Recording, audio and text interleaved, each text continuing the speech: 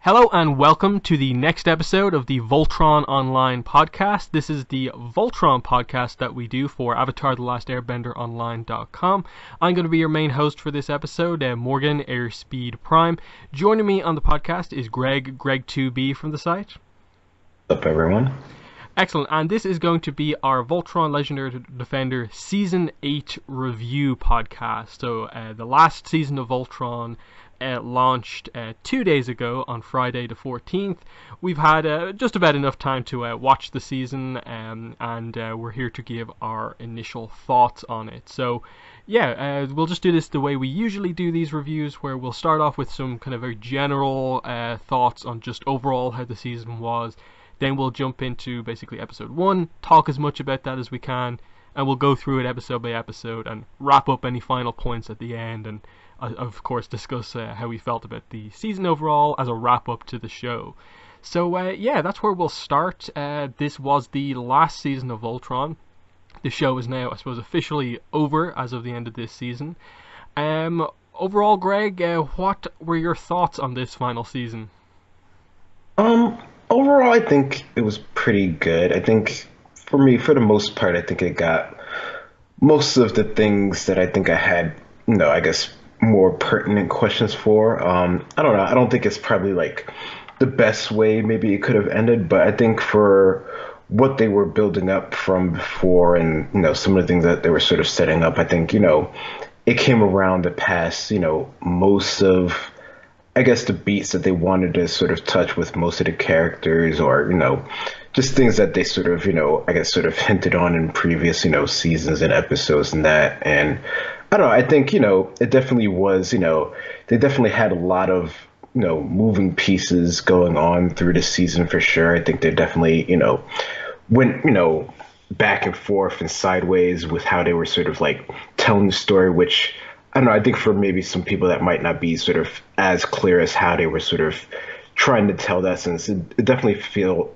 like they sort of crammed a lot into the season, I think, even with it being, 13 episodes, which I think is definitely better for having, the most, I guess, possible episodes that they have, set for, their seasons or whatever compared to what they were doing before. I think it definitely works better in this format for having it that way. But even so, I think there definitely was a lot that they were trying to accomplish here. So I could definitely see how some of it couldn't work for everyone for sure, just with how they were sort of planning to go with it. But I think, as far as, concluding the series out and sort of, bringing around, I guess, most loose ends, even though I'm sure there are still some questions that I could think of and that I currently have that may or may not be answered. I just have to think more about them, since we only sort of just got it. There's probably still more to it, but I think, for the most part, it's okay for me. It's good for how they wanted to go with it. Yeah, I feel fairly similarly in that, yeah, they had a lot to accomplish in this last season, and for the most part, I think they got most of it right. They touched on a lot of topics I was worried they might not have, but I think like Voltron's kind of been for most of its run, it's always had really good ideas, good execution for the most part, but it's always sort of fallen a little bit at the final hurdle that keeps the show from being in that kind of absolutely amazing, excellent tier. And there's definitely a few, I think, questionable decisions. Like towards the end, they make some pretty big, major choices that I think the fandom is going to be discussing for a long time. And as much as I think they did a lot of other things right, I think there's a lot of discussion to be had about some of those kind of big moments towards the end. But a lot of the general kind of character arcs, the fact that like this is a really cool character-driven Voltron show, I think they brought it to an end in about the best way they kind of could. But yeah, we'll get to discussing these kind of points as we go through. So let's jump in with the first episode of season 8, which is called Launch Date.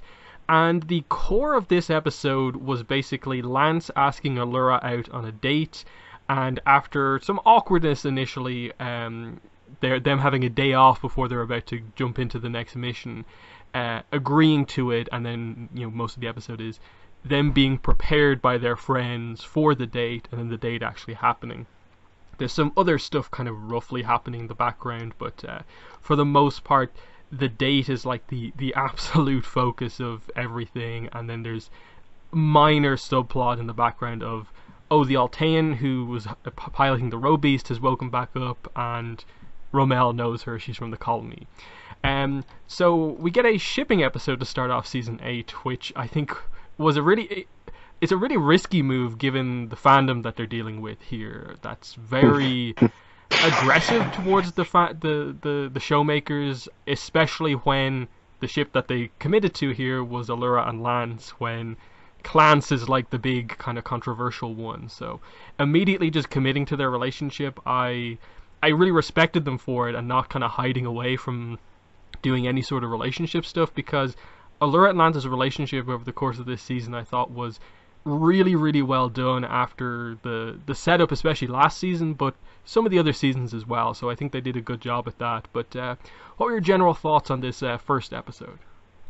Yeah, I think, that definitely is an interesting move considering, everything that goes with just the community in general for this show. So, I mean, I think, out of all the relationships that we have, seen or hinted at or whatever, I think if they were to focus on one for episode, or even sort of throughout the whole season, since they're a couple for the whole season at this point, I think that's definitely one that they would sort of go with. So it was definitely it was nice getting to see how that progression, I guess, sort of happened in this episode, and how all the friends sort of got involved with it. And some thought it might have been a little bit more odd, and then others were just like, yeah, go for it. So I think it definitely, I don't know. I think it, for what they were trying to go for and how they were setting it up, I think it, works in this one, and you can definitely see, how much they care for each other and how that sort of, is developing here. So I think, I don't know. I think, yeah, it definitely is sort of a bold move, just sort of considering, and, sort of the blowback that they have, gotten from, or just, this season in general from the fandom, if you pay attention to it online, just sort of how that all sort of playing out now, even though it's just been sort of 2 days. It'll be interesting to see how that, how that levels out, or if that levels out over time, as more people get to see it and stuff, rather than just, us fans who are just really into it and watched it immediately as it sort of came out. So I don't know. I think for me, I think it worked as far as, their relationship goes, and sort of building upon it throughout the whole season. I guess it's kind of sad how it sort of ends up in the end. But the start of it, I think, works. Yeah, I really liked how they did the scenes. Obviously, having her arrive at Lance's house, like he invites her over for dinner with his family, and then it was a little awkward to have Veronica just like really blatantly just say, to family, when she must know that like Allura doesn't have any family of her own. So that was a bit like a little on the nose, but it created, I suppose, the kind of thematic arc for Allura over the course of the season, where this was brought up again a lot of times, the fact that Allura currently doesn't have any family, and how she treats the other paladins and Karan like her new family. And here, obviously, I suppose, more or less setting the stage for like, here is the complete staging ground basically for like a family of her own, because of Lance basically says that he loves her immediately, and even goes as far to, like, on their first date, say that like he wants to be her family, saying stuff like he would follow her across the universe. And we get the full case, the pose for the picture, which comes back up later on. I think they did this really, really well, to the point where when I first looked on Tumblr on the Voltron tag, I was really scared, because I thought it would just be angry Clans people. But it was interesting to see that it was kind of 50-50. There was a lot of people who were kind of like, I wasn't really behind this relationship, but they actually did it really well. There, of course, was still the angry people of like, you've ruined my ship type thing. But I think they did it well enough where they, I think, got a lot more people on board than you would expect. The other thing that we got throughout this episode was, I suppose, a more kind of humorous plot of them using like one of the other Voltron shows as an in-universe show about the lives of our Voltron team, and Paige acting like that version of herself with the really crazy voice. But the main plot point would be that the Altean pilot, whose name is revealed by Rommel to be Luca, wakes up, And through Ramel, we get the idea that, okay, confirmed, she's from the colony, she's piloting this roe beast, and there's a bit of discussion around just have they been like manipulated by someone to do this. And as she begins to talk, she reveals that like Onerva is kind of behind it, but is kind of killed almost immediately by like the remote connection thing that we've seen Onerva do in the past. So what were your thoughts on that as the sort of resolution to the big cliffhanger from season 7? Yeah, that definitely was something. I was like, oh, I almost didn't remember that fully, and then I was like, oh yeah, that's how they were sort of setting that up. No, I think it works. I guess as a standalone episode, not thinking about everything that sort of happens in the future. I think is an interesting way to go about it as far as sort of bringing it to the forefront. Having her actually being able to sort of at least give a little bit of it, but then immediately sort of cutting the connection. So it's almost like sort of like a first episode, sort of like a mini cliffhanger, even though there's more episodes and it's all going to sort of come out before the end of the season, this being the last of it. But it's definitely I guess sort of an interesting mode, and definitely I guess it just sort of sets the stakes of just anyone that they do sort of capture, they can't really, or not at this point, they don't know all the details yet, but there's something there that's preventing them from fully sort of speak. So it's definitely I don't know, it sets the stakes a little bit high that it's just that bit harder for them to get sort of information from, even if they do sort of capture one of them, even if they do sort of get them to turn to their side, there's still something stopping them. But even then, it's still just the way that Luca reacted to them sort of trying to sort of get information out of her, and she wasn't actually trying to tell them anything specific or anything. She was just trying to get at them, and that still was enough to sort of set off the connection there. So yeah, I think it's definitely definitely shows a lot of, I guess, more urgency in the beginning here. Mm-hmm. We'll move on to episode 2, which is called Shadows, and for me, I think this will go down as probably one of the best episodes of Voltron, because another episode that had a lot to do, but I think it did it really well, and this had to be the episode that sort of connected the dots between the last time we saw Onerva, which was basically like end of season 6, I believe, because she was kind of absent for like basically all of season 7. So catching up with basically her preparing her plans, and sort of more on the like transition from her going from being Hagar to much more getting back into herself, given that she has her kind of memories back. Lots of kind of flashbacks here, and not just, I suppose, flashbacks in terms of like what she's been up to since she's been gone in present day, but also flashbacks into her own like backstory, like many years in the past, showing her as like original Onerva before the quintet, the entity corruption, as they kind of name it in this season. Revealing to Zarkon that she's pregnant, these kind of happy moments, and so on. And as we get into I suppose the later half of the episode, they bring kind of a young Lotor into play, and they play a lot of these scenes where like they don't directly tell you kind of why they're showing you specific flashbacks, but it becomes really clear that these are key events that she now realizes were like these terrible events that sort of push Lotor down this kind of path to becoming too Galra focused, and feeling that that's kind of tainted him. Basically, that's what led to his kind of destruction, and it begins to set up her motivations over the course of the season of like she's this mother who wants to kind of take revenge for what happened on her son and destroy the Galra Empire for like tainting her bloodline in a way. I thought they did some really great stuff with this episode, but Greg, what were your thoughts on episode 2?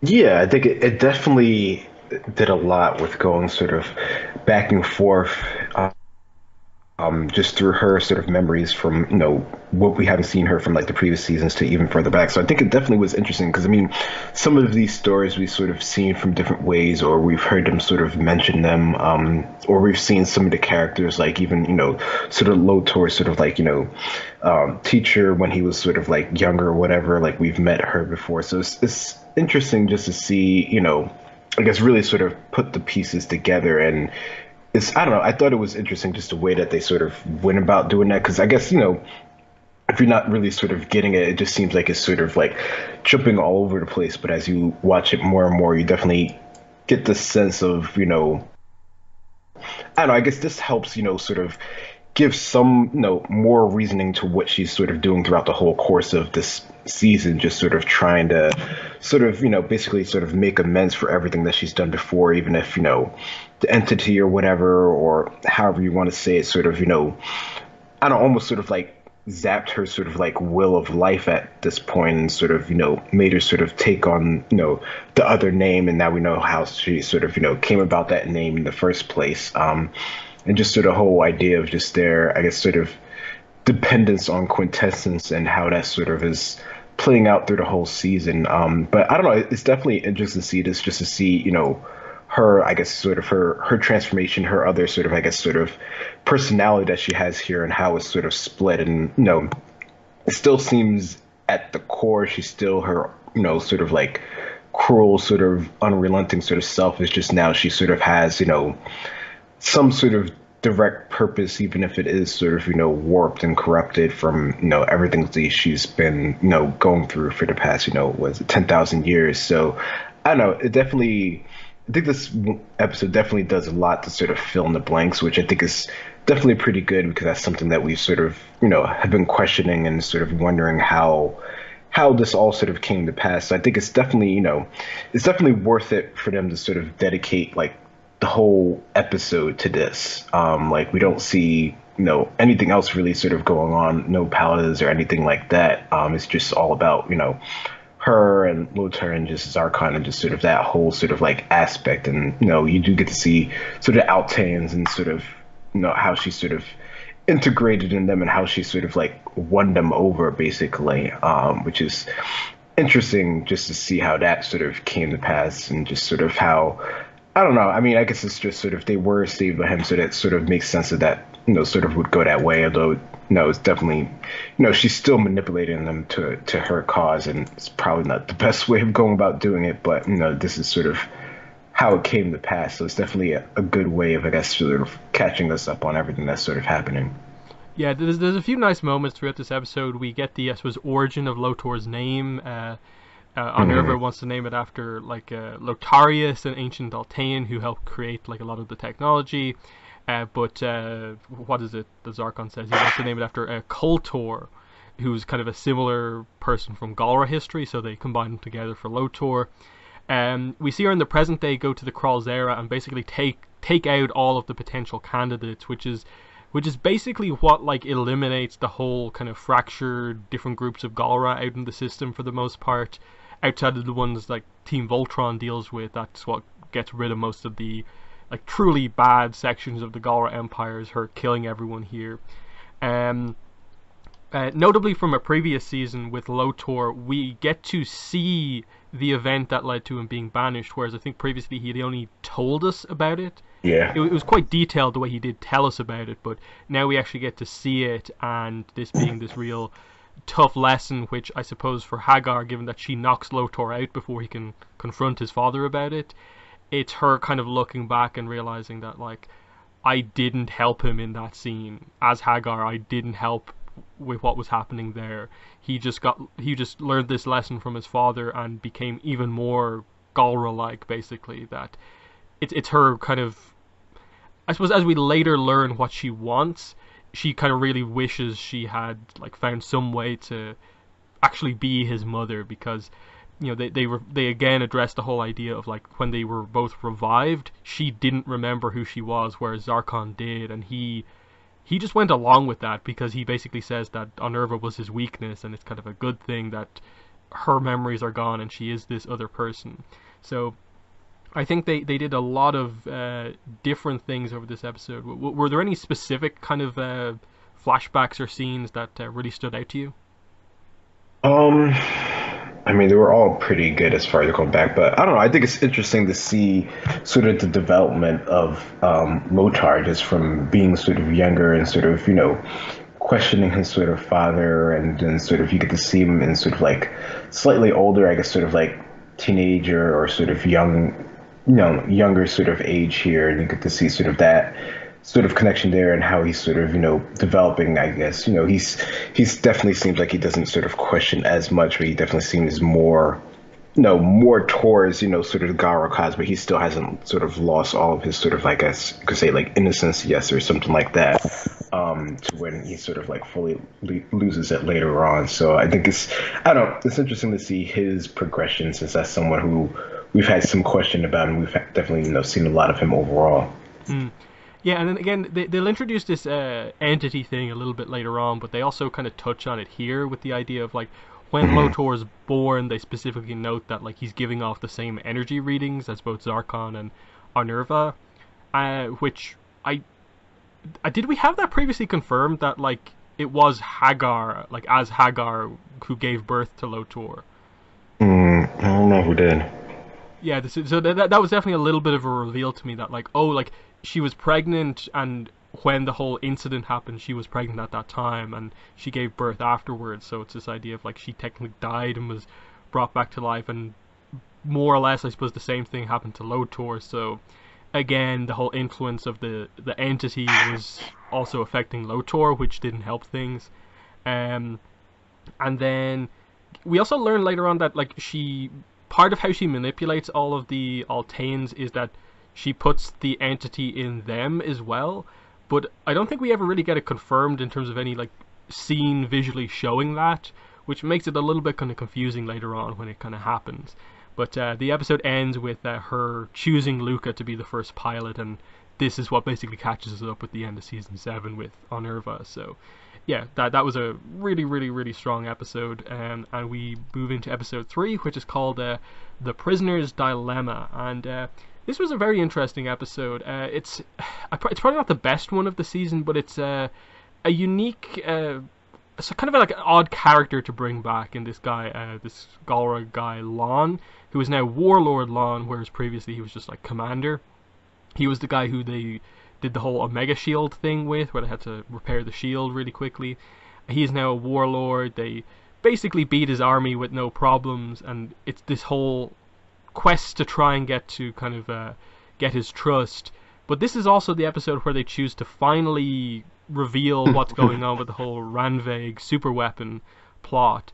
And it turns out that it's this incredibly powerful beast that came from the Quintessence field that was kind of experimented on by Ranveg to turn it into a monster that destroys Galra and only Galra. So that explains why it killed all those commanders in the season where it was revealed. And there's a little bit of an issue about like, oh, Keith inadvertently let it free, but they obviously managed to defeat it in the end by blowing up the ship. I perhaps expected a little bit more out of this plot point, in that it was like 2 or 3 seasons in between this being revealed and us finally getting the reveal. It made for an interesting enough way to just get the trust of Lon, and I suppose the Coalition get the trust of the more reasonable side of the Galra Empire. But it wasn't. I don't think it's the most notable episode from this season, but it's still interesting enough. They wrapped up a plot point that I think needed to be wrapped up. But what were your thoughts on episode 3?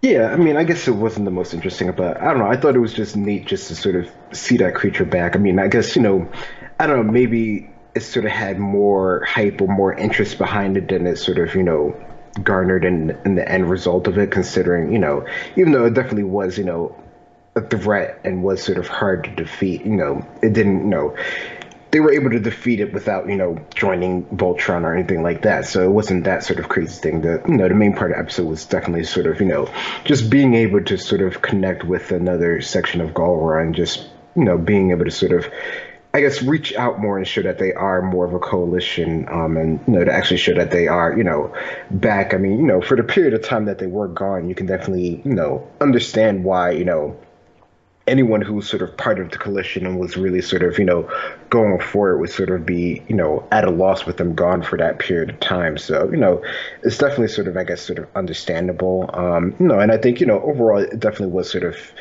I don't know, it was interesting just to see how, the beast sort of operated. I think that was definitely, kind of unique and sort of, just sort of a creature sort of sense. So it definitely was, definitely was interesting, even if it wasn't, sort of the highlight sort of episode of the season or anything like that. So, there's always going to be sort of I guess a slower sort of, not as, I guess, overall important episode, but definitely sort of, it definitely worked towards the plot. Like, I didn't feel like it was so pointless that it needed to not be there. Like, I think it definitely, had a reason to beat her, even if maybe they didn't have the bases, still would have worked to just sort of get them on their side regardless, and just to sort of get more forces behind their coalition. hmm Next episode is episode 4 called Battle Scars, and this is a pretty impactful episode in that the main plot point is that we get the destruction of the planet Alcarion, which has been this big central part of the Voltron coalition. It's the main planet, basically. It was the base of operations prior to Earth kind of becoming that. And we see the Robeast land, and that's basically what destroys the planet. But at the very end, like what I suppose properly like destroys, eliminates the planet is the Weblum, so an introduction of a Weblum back into things. And most of the plot of this episode takes place is them landing on the planet Alcarion after it's kind of, I suppose the people are wiped out, but the planet's still there, and Pidge connecting to the land and experience basically the last moments for like Reiner on the planet and what actually happened. And she learns key pieces of information that the Robeast are using wormholes to get around the place and not be tracked, and they steal the Alcarion kind of power cubes, which they kind of note are kind of power multipliers. So that was the intent behind attacking Alcarion, and wormholes is how they kind of how it helps them to get the first stage of tracking down where Onerva is, where the Robeasts are coming from. And they make a nice point at the end of just like that the Weblum destroys the planet, but it's this sense of like rebirth. One planet is destroyed, but Weblums are just kind of part of the natural order of things. They will eventually lead to the creation of like a new star or something like that going forward. The quote that they give is, "The old gives way to the new." So it was a pretty emotional end for Reiner, I suppose, as the main Alcarion character, and in a more Pidge-focused episode, without doing too much character stuff for Pidge. It was a nice moment, because she's always been the one connected to Alcarion. But what were your thoughts on this episode? Yeah, I think it did a good job for Pidge, even if it wasn't such a sort of like a developing episode for her, such as, as before when she went to Alcarion sort of like the first time, and sort of, her sort of gaining that connection with them the first time. I think this definitely, it definitely was sort of a impactful, just sort of episode in general, for her specifically, and even just for her, I guess the team in general, just with the connection that they have had with Alcarion. I think that's probably, after Earth, that's like the most, sort of popular or just most sort of impactful, planet that we really have sort of come across with just sort of all their sort of benefit. And, it's not like they've been attacked, multiple times before, and they've sort of always sort of weathered through it. So, it's definitely kind of sad to sort of, see them finally sort of give way here, even though they do have sort of, sort of the inspirational sort of moment of not really being sort of like the end. It's just sort of, them having to sort of grow and adapt to another sort of situation. So, I think, it's definitely, I guess sort of an interesting episode, just sort of how they chose to sort of display it with, Pidge's sort of connection with the world, and just sort of, seeing it through sort of her eyes through the last sort of moments. I think that definitely was, done pretty well, which we sort of seen before, but I think it's nice to see how they sort of decided to go about it in this one. Yeah, it's a nice Pidge episode. Yeah, definitely the connection that she has here, which they note in the later episode, her kind of powers of observation, and that, for the tech character to be so connected to nature as well as a nice kind of character trait that she has, and it's essential for the plot going forward as well. Next episode is The Grudge, episode 5. And this is where we kind of catch up with Aksha a bit. She's actually training on the Atlas. She's on the Atlas with everyone. And we get basically her interaction with like the MFE pilots and Veronica mainly, which is an interesting one in that they never really pair her up with Keith this season. After they did for like season 7, and they seemed like they were going somewhere with it, they seemed to back off from making any inherent connection between Keith and Oxia. Instead, they more did kind of friendship between Veronica and Oxia this time out. And in this episode, it's the return of Zethrid and Ezor, who are revealed to be the people. I suppose Zethrid is the one with the grudge, and maybe it's just me, but like I think they made a bunch of different references to a lot of minor villains over the course of like the entire show here.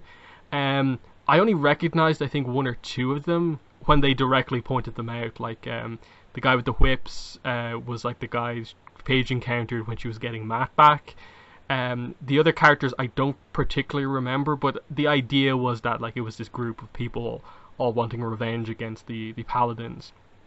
Um, the core thing of this episode is first initially like Oxia's awkwardness around everyone of like because she's the one Galra person, she's very different than them.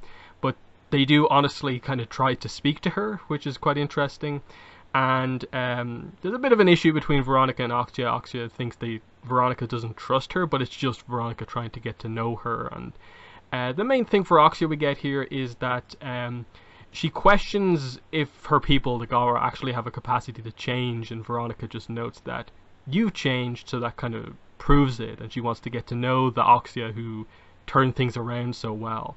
In terms of the action, it's another case of they're caught by that tractor beam thing, and they have to go out on their own.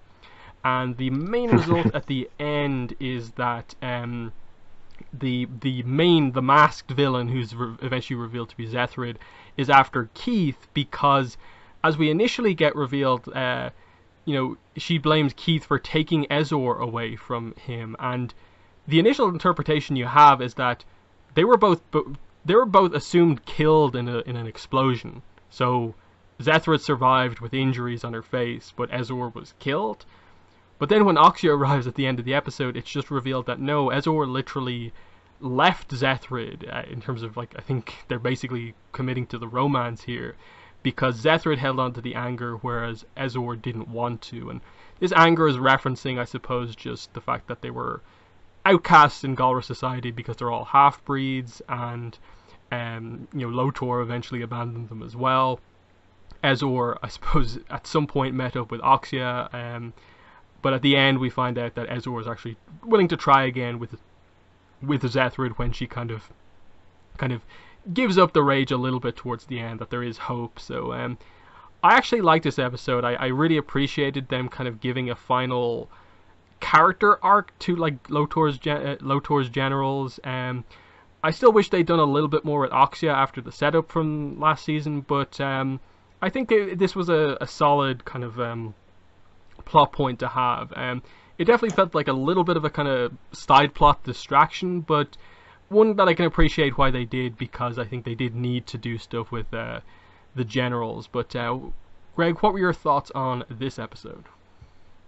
Yeah, I mean, I guess in the sort of grand scheme of things, it does feel more sort of like a side plot. I don't know. I think it had enough with it, with characters that we sort of knew already, that it didn't really bother me so much, because we all knew these characters and they all had, relatively pretty important role in the past sort of 8 seasons of episodes. So it didn't seem sort of so outlandish that this sort of would happen. And some of it sort of is sort of like a repeat, like, Paladin sort of getting, sort of captured and having to leave the sort of alliance. But I think for what they were going for, I think it definitely sort of worked. And it's nice to get to see, I guess, the Paladins in general work in a way, that's not always, in the lines. So that's always interesting just to see that, and just, the dire straits, I guess, that they had to be, since, this planet doesn't really support, them breathing too long without, their suits on. So they had that whole sort of aspect to go around with. And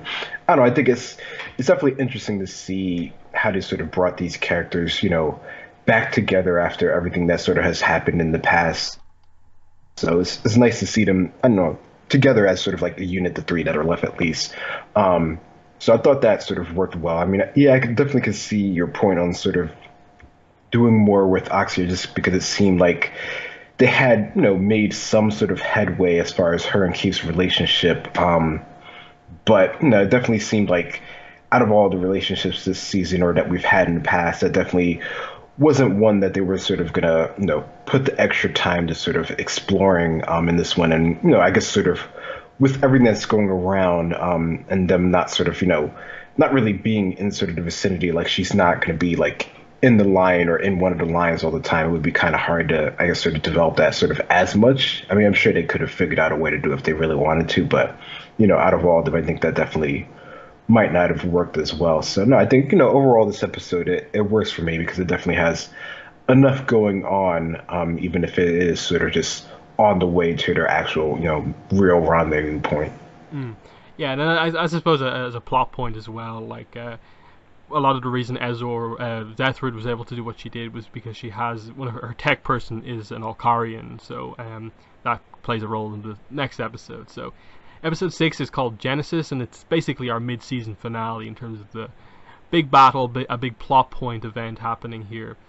We see Onerva giving a speech, honoring Lotor, wanting to fulfill his ultimate wish, which I suppose at the end was to eliminate the Galra for what they did to Altea. And we see multiple roe beasts rise up, so there are tons of them basically, and the plan is to harvest quintessence from planets, because we basically get it explained to us that the roe beasts basically have the power of Komar, which was like I think a season 1 or 2 kind of end game technology thing that drains energy, and they figure out that the origin of all the wormholes is on Oriond, which was where basically Onerva set up her base of operations, and we get this is where I suppose some of the tech stuff gets like they try to go into a lot of depth in explaining it, but it's all like alternate reality stuff. They bring Slav back in pretty heavily here, which I find him pretty annoying actually. I don't know about you. How did you find Slav this season, given that we were back to the alternate reality stuff? Yeah, I don't know. He's always sort of that like annoying-ish type character that sort of seems like he has, his eccentricities, and they sort of don't make sense, but they do sort of make sense, on occasion at least, I guess. I don't know. I can go either way with him because I mean he's definitely he's an integral part of the team. He definitely has the tech knowledge behind it. It's just how he goes about sort of telling them to do things. The green socks and sort of the I don't know the dances and stuff that he of course gets pitched and wanted them to actually sort of do. So I don't know. It can go either way for me. I think most of the time he seems kind of sort of annoying, but I don't think they focus on him quite enough for it to really bother me as it has in like the past episodes, like when he was doing the stuff with Cheryl like the first time or whatever, like that sort of got to me after a bit, but this didn't quite bother me as much, maybe because he's more regulated to sort of like the engineering bay and just has to deal with Pidge's dad most of the time, so I don't know. Yeah, I definitely find him a bit annoying, especially given that this is like the end game plan, and like it sort of is of benefit to them to like have the plan explained as well as possible. And it feels like as much as he's the tech guy, the expert in alternate reality stuff, he gets in the way of some of the explanations at times because he's just talking about all this other stuff, and it's left to other characters who don't understand it as well to try and explain to us what's going on here. But the result of all of this is that we get our first kind of big battle. It's Voltron against the roe beasts.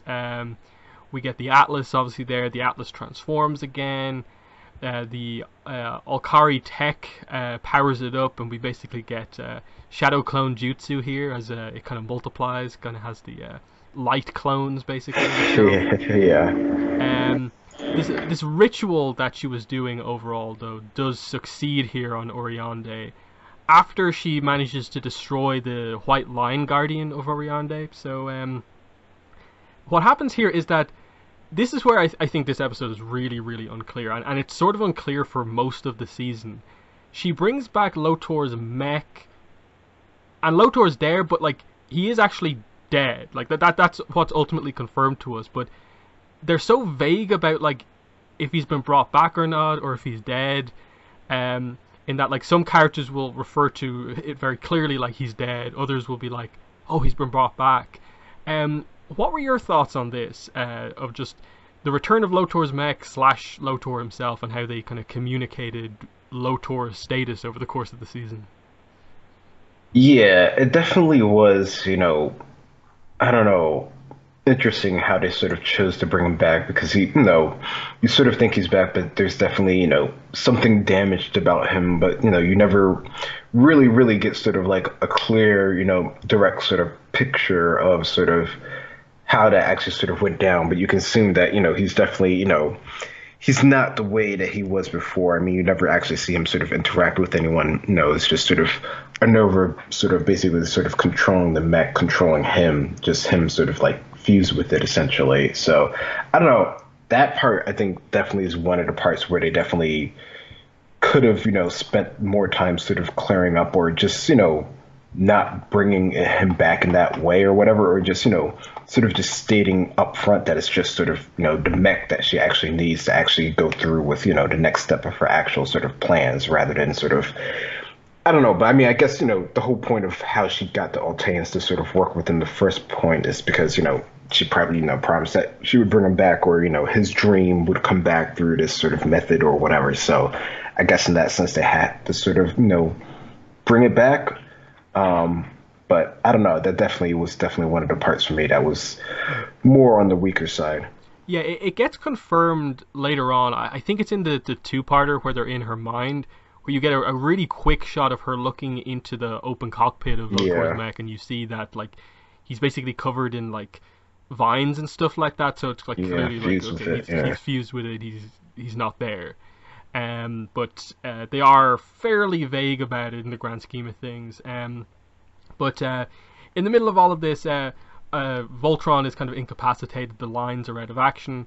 Allura jumps out to attack Onerva, who's sort of in a weakened state in the aftermath of the whole ritual, and she's about to basically put her her Bayard lance kind of through Onerva's head when basically in a last ditch attempt, Onerva's magic activates, and she just manipulates, has this kind of talk with Allura that, if you end me, then nothing will keep Lotor's mech basically from killing Lance, and she has to, in a really emotional moment, put the Lance away, block, accept a defeat in this situation so that Lance will be saved. And this is where I think they get a lot of a lot of good scenes out of the fact that they've committed to this relationship early on, and that it wasn't just the first episode that Lance and Allura are together, that they're just dating and there's no problem with it. It's just pretty clear that whenever they have a moment that they're hanging out together, we get a couple of other kisses over the course of the season. Um, and scenes like this, I think, really benefit from the fact that they've been pretty open about their relationship. It's not this hidden thing or the show's being really vague about it, but it worked, I think, really well. What were your thoughts on this kind of Allura Onerva confrontation here? Yeah, no, it definitely was interesting just sort of how she all sort of set it up because it really, the confrontation really only happens in like a couple of moments, really, just because of how they have it sort of, how she sort of sets it up. But, there's so much that sort of goes on in that sort of moment, and you can definitely see, know how much Allura sort of struggles with this whole sort of decision here. But I think with everything that's sort of happened before and just the relationships and stuff, I think it's definitely you can see why this would affect her so much and how it would sort of get to this point. So I think as far as this being sort of the reason why everything just doesn't sort of end here and there's no more episodes after this, I think it works for that. Yeah, and this is also a sort of setup scene as well in terms of a moment of like Allura feeling powerless, that she had no defense against the magic, and that's what led to her having to like accept the loss here, and that kind of sets up her decision in an episode we'll get to. Um, then I think the only other thing to note is that they move away from Oriande here, in that the result of this is that they launch this new kind of pyramid ship that has these kind of four other kind of platforms with it. It's a pretty cool design, but that's now on Irva's base of operations, and she kind of goes away for a second here as we sort of get the kind of cool down in the aftermath of this loss. So the next episode, episode 7, is a very different type of episode. It's called Day 47, and the idea behind this episode is that it's Kincaid, one of the MFE pilots, vlogging basically their experience on day 47 on the Atlas, and it's him, one of the other pilots get involved, and they're filming like Hunk, Keith, Ramel, all these different characters, and it seems like it's just going to be this kind of weird, fun, random episode. But then they begin to introduce a more serious plot of they find a new Altean pilot, they bring them back on board, and they film this like kind of undercover basically, and we get another Lance Allura moment, And the main setup for all of this is that Hunk has been in a couple of the scenes kind of in the background, and it's his food, him making Altean food, that eventually inspires the prisoners to finally talk to Allura and Karan about their experiences, basically. And again, we get another situation of that happens in the next episode, but there's an agreement here that there will be more open now between them. I thought it was an interesting episode. It allowed us to get a lot more insight into, like, especially Kincaid as a character, but a lot of the MFV pilots, I thought, got a bit of a chance to shine here. And just some of the more fun scenes in the season, I think, came from this episode. It was a unique one in terms of how they did every scene basically just from the perspective of Kincaid's camera, and there were some really fun moments. I think some of my favorites were actually the whole sequence with Colleen and the plants, and what's her name, Ravazi, that pilot, doing the whole action shot where she's just talking about plants. That was pretty good. But what were your thoughts on this unique episode? Yeah, it definitely was sort of a departure from the normal sort of format. I don't know. I think it definitely, I think for the most part, it worked for me, even though it was definitely, something that I wouldn't sort of expected. I mean, I think for like, how people do things now on YouTube and stuff like that, I think it works for that because it definitely seems to be reflective of like how we do things now. So I think in that sense, it sort of works, and they sort of, frame it as sort of like a documentary of the day in life of, how it is sort of like on the ship and the different things that are sort of going on. And, I don't know. So I think they touch on, all the characters. They have, a bit of action in it, even though it's from like sort of like the dog's perspective of carrying the camera throughout sort of like the whole sort of incident that's sort of going on. So I thought, that's definitely a unique, way of doing things per se. So I don't know. I think, it's sort of, a side thing, but it's definitely, still on track of what's sort of happening on the ship. It's just a different way of telling it. So I think if you can get past that sort of point, it works for what they're trying to do, even if it is a bit of a departure. Mm-hmm.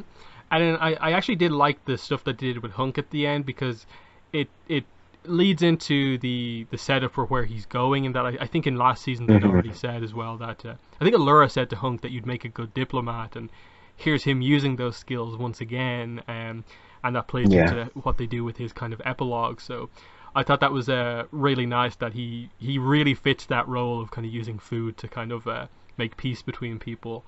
Next episode is Clear Day, which again is another kind of like thing where I'm like, oh no, are they doing 2 fun episodes this season in the last season?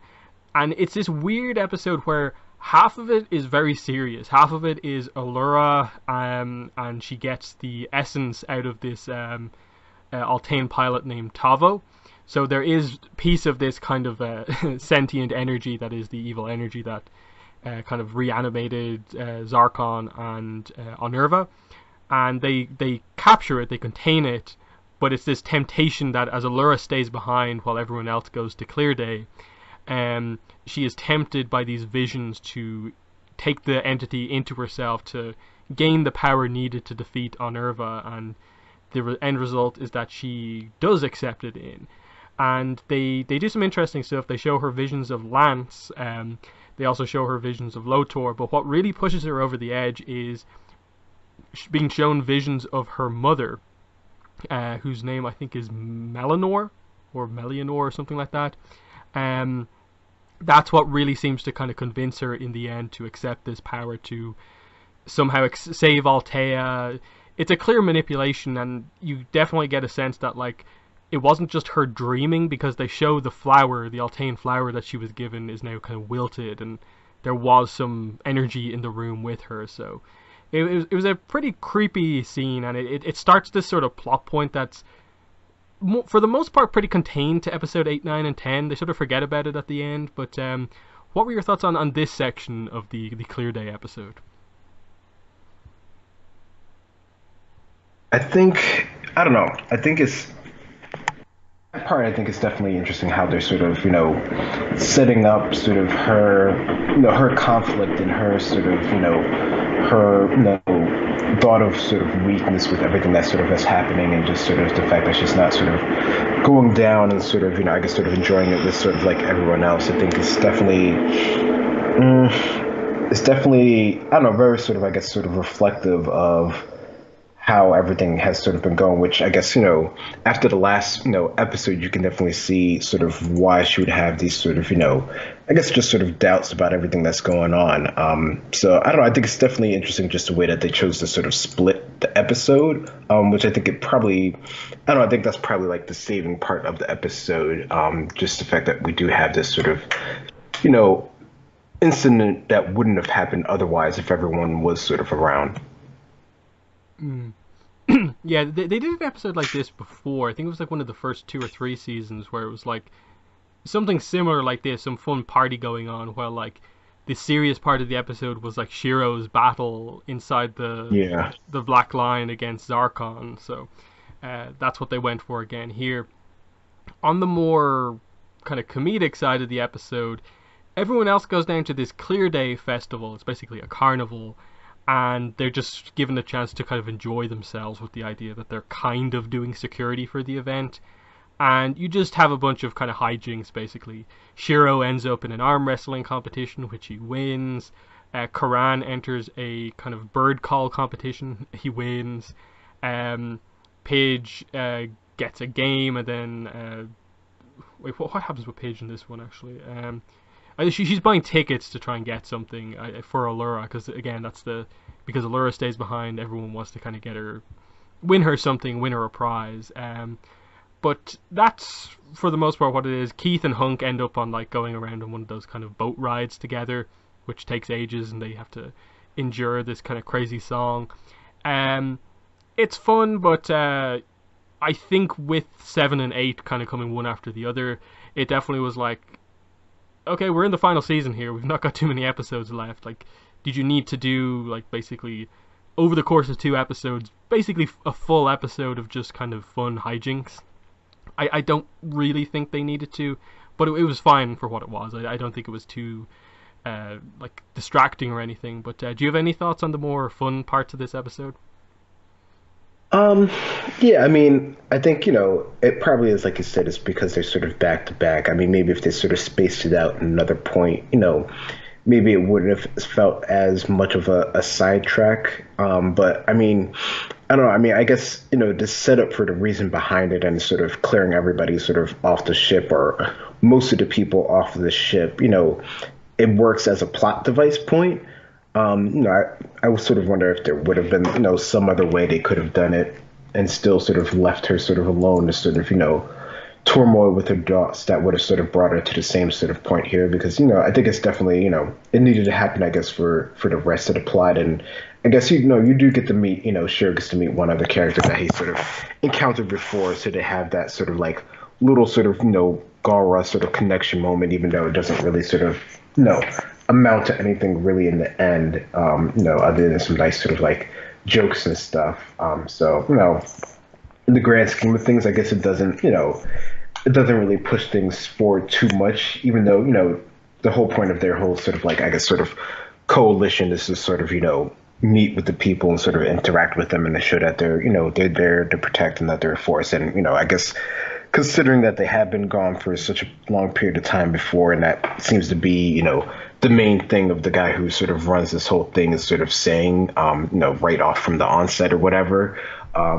So I guess it works as far as that, as far as just showing, showing faith in the coalition. But, it definitely, considering this is the last season and there are such high stakes as, the universe and reality sort of ending in itself, it almost seems a little trite maybe, but, I guess it served its purpose. I suppose a fun little thing I kind of remember now is that, I suppose within these first group of episodes, they did a little bit in terms of what like Paige's relationship is with her mother, where they kind of tend to argue a lot, and they get really kind of shouty at each other, but in a kind of fun way. And again, she comes over after she like wins a certain amount of tickets with her tokens, and she wants money to buy more, and she has to go over to her parents to beg them, and her mother kind of has to like basically blackmail her. We'll help you out if you pose for a picture, and they kind of have this whole negotiation thing because Paige doesn't like to pose for pictures dressed up. So that was fun. I think they gave Colleen a little bit of like solid development for a character who we haven't seen too much of. But yeah, then we move into the two-parter here. Episode 9 is Knights of Light Part 1, and there's a lot to cover here, so there'll be a lot more discussion on this one than the last couple. So the first thing we get is Allura wakes up because she's unconscious after taking in the entity, and she reveals to everyone that she did take it in. Most people are shocked. Lance and Karan are the main ones who are very concerned about it. They kind of note that this might take her down like a path of darkness if she doesn't like maintain control. But she seems really set on, that she has to do this because it's the only thing that has a connection to Unnerva. And the plan is to link to Unnerva's mind by having all of the paladins form Voltron and use the special power of all 5 Bayards together to connect as a shared consciousness, and use that to connect to Unnerva's mind through the entity. Complicated explanation, but it roughly makes sense when you kind of think about it all. And we start the whole idea that Allura begins to have kind of headaches due to her connection with Unnerva now. But and yeah, we pretty much jump straight in then with they activate all 5 Bayards, and it kind of confirms to us that this is indeed what it does. It's not really a power attack as such. I suppose it is just a general power boost, I suppose is the way to interpret it. But here they use it purely for the fact that they get into the shared consciousness plane and stuff like that. Yeah, we see them all in this kind of area of light. They're all there in their kind of spirit forms, and they arrive at this wall, which is what they say is the wall that guards the entry into Unnerva's mind. And they note below that there are souls that Unnerva has corrupted, and they're dragged inside, everyone except Keith. And this is where we get the reason it's called Knights of Light, is that we basically get the return of the original paladins here. So before we get into, I suppose, the details, what were your thoughts on the setup for this episode? Them immediately confirming to us what the 5 Bayard power is and what the plan is in terms of going into Unnerva's mind. Yeah, I mean, the plan sounds, drastic, but, it seems like it's a means to the end, which is, sort of what they're up against at this point here. And sort of, the explanation of their sort of like all 5 Bayards, I think, it's nice to sort of get, whenever we get any sort of those like extra details on how things actually work in this universe, I think is always sort of a nice touch. So I think, as far as the setup goes, I think that, it works enough for me to sort of get to the point that they need to be, to sort of, meet the 4 paladins before everything else, more details and stuff sort of happens. So I think, that, for the most part, the first, what is that, like 10 minutes of the episode, I think, it works as just sort of a straight sort of setup here. Yeah, they explain like at the end that the reason that this happens, why like the 4 of them are sucked in, is because they basically bring the connection. Them having the lines there, the lines act as a bridge between them as the current paladins and the trapped souls of the other 4 paladins, and that's why they're sort of dragged into this. Initially a battle against basically shadows, then against kind of corrupted versions of their fellow paladins, and eventually the lines kind of break them free of the corruption, and we get the return here of Alfor, Trigel, Blates, and Grigan. And especially with just the first episode, you notice that notable Keith as the Black Paladin's been left up on top, and Zarkon's nowhere to be found. And you sort of think, oh, are they just forgetting about Zarkon because he survived and was killed in a different way, so he doesn't apply to this? But we'll get to what happens with Zarkon later on. And yeah, it was pretty cool. We see that the original Paladins actually tend to focus on a different specific weapon that the Bayard turns into. I thought that was a nice little thing of like Blates uses a bow and arrow, whereas like Allura uses a kind of lance basically, and so on. So that was cool to see the original Paladins use mainly melee weapons, whereas the current Paladins for the most part use more modern weapons and like blasters and so on. But yeah, they basically have a bit of a conversation here at this point.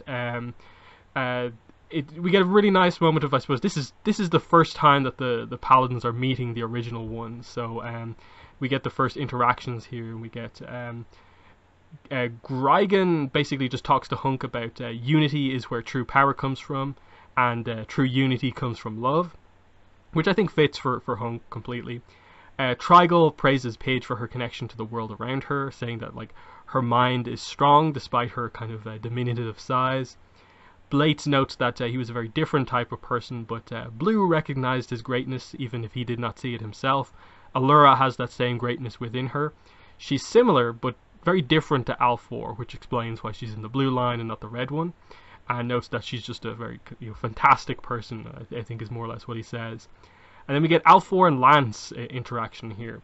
Alfor says that he can feel Lance's love for Allura, and he says that the most amazing journey is life itself, and he's glad that Allura chose Lance to go on this journey with. So just some really nice kind of dialogue between the past paladins and the present paladins.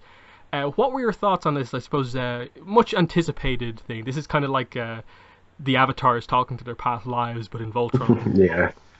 Yeah, no, that's definitely a good way of comparing it. Just sort of, talking with their sort of, original sort of paladins and sort of, I don't know, it's nice for, I guess, our current paladins to sort of get, even though they've sort of, have developed on their own and they sort of have, figured out sort of what qualities have sort of led them to the lines that they're currently in. It's nice to sort of, get, I guess, more of a direct sort of, line or two about sort of their connection with the lions, sort of, some help on just sort of figuring out sort of what, sort of what their sort of, qualities are that they sort of have in them that have sort of, led them to this point in a more sort of explicit way than what they've seen before. So no, I think it's definitely really cool to get to sort of see that, whenever you get to sort of see this sort of bridging of sort of generations sort of talking with each other. I think that's, always a nice touch if it's done well in shows. And along the way here, we get a couple of little flashbacks in this episode to the original Paladins. We see Alfor giving them their Bayards, which I don't think we were shown in the flashback episode back in season 3. We saw them get the lines, but not the Bayards. So we get that focus. Then we see another scene, which is obviously much later on, of the 4 paladins that were freed here discussing their plans to seal away the Black Line from Zarkon and how they're going to deal with him by fighting on their own. So that was pretty cool to get. And then I suppose most notably here we get the moment for Karan, kind of connecting a lot of the dots with him, where Alfor asks Karan to go away with the castle and to look after Allura. And Karan emotionally accepts, because obviously we've got established in the past that Alfor and Karan were very close in the past, and it's probably Karan's key relationship from the past, and it was really nice to see, I suppose, the origin of why he's the one with Allura and so on. So what were your thoughts on those little scenes? I think the Alfor and Karan scene was probably the best part of these little flashbacks here. Yeah, no, I think that one was definitely really good since, we know that they have, sort of a connection and just sort of their relationship, before. So it's nice to get to see sort of, him sort of officially sort of, giving, essentially guardianship of his daughter to, his best friend. So that was definitely a nice seeing this scene and just, I don't know, getting to see more of the developing scenes of sort of the original Paladins, how sort of, how, I guess sort of Alfor intended, the Bayards to sort of being used and how, like you mentioned before, how they sort of, take on sort of the personalities of the Paladins that's sort of using them. So it's sort of, it's a good sort of representation of, that sort of part. So I think, for me, it's definitely nice to get to see that sort of flashback, just being able to, being shown it directly, I think works. Yeah, and then because of this connection, the Black Line returns to Keith, and everyone else kind of comes back up with him. So this is where we get Allura and Alfor reuniting at this point, and he does immediately notice and sense the energy within Allura, and like Karan and Lance, kind of warns her about the kind of path she could be taking with this, but she stands her ground on this and commits to the fact that she has to use this to do what she needs to do, and that is, in this case, using the entity to get into Onerva's mind, and she connects through the 5 lines and basically teleports everyone inside, kind of past the wall that was there, and that leads us to episode 10. So that's Knights of Light Part 2. And when they arrive in there, they are on the planet Dibazol. So they know this is the memories of Onerva.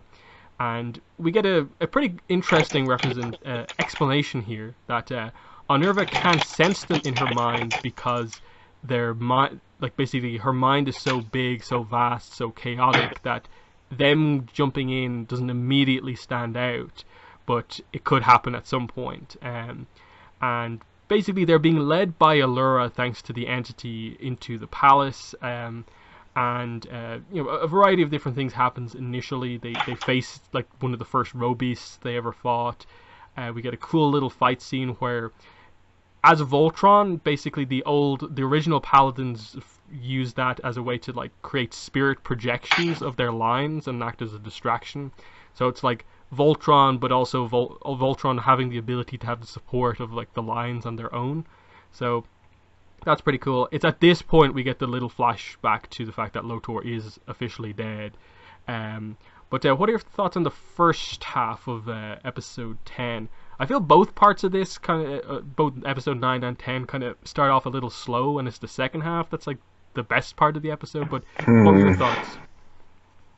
Yeah, I mean, I guess I can sort of see that. I mean, it's sort of more of a setup in the first half of the episode as far as, getting things sort of moving. But I think, it definitely has a lot going on for me to sort of, keep my sort of interest involved in it for it being sort of like a two-parter. I don't think it really, slows down enough as that sort of goes. And, you get to sort of see, Voltron in sort of the mindscape of Onerva here, which I think is interesting in its sort of self, and sort of, getting to see the paladins sort of fall out of it and sort of struggle to sort of come back together. So there's definitely, there's a lot of them sort of, I guess, working together, which works for me as far as, developing that sort of, concept of everything sort of going on, even before we get to sort of like the second half, part with, Zarkon again, and then that whole sort of jazz.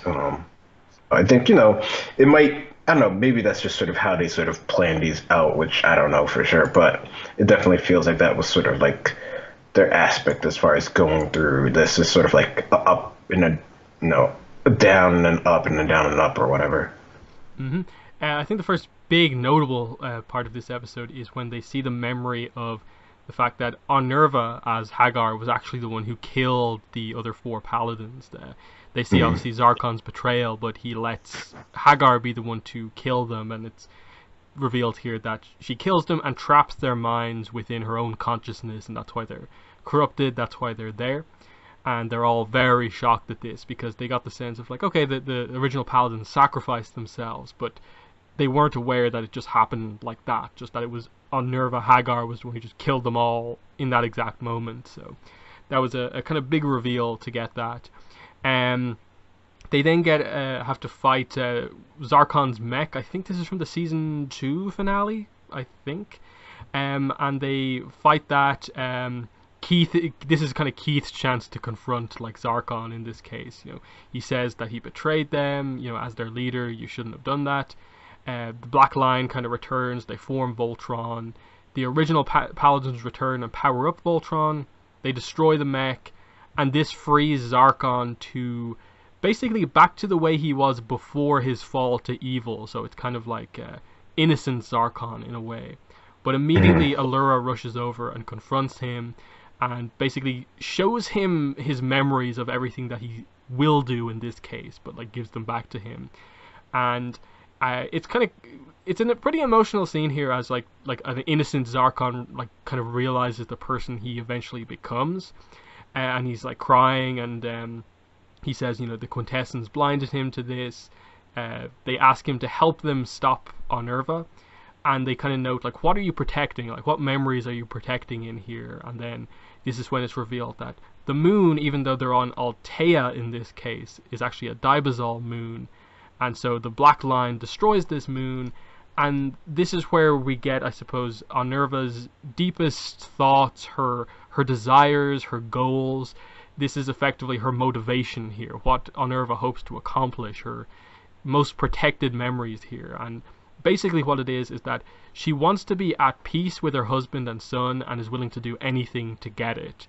And Paige realizes that in this case, she'll find any reality where she can make that the case.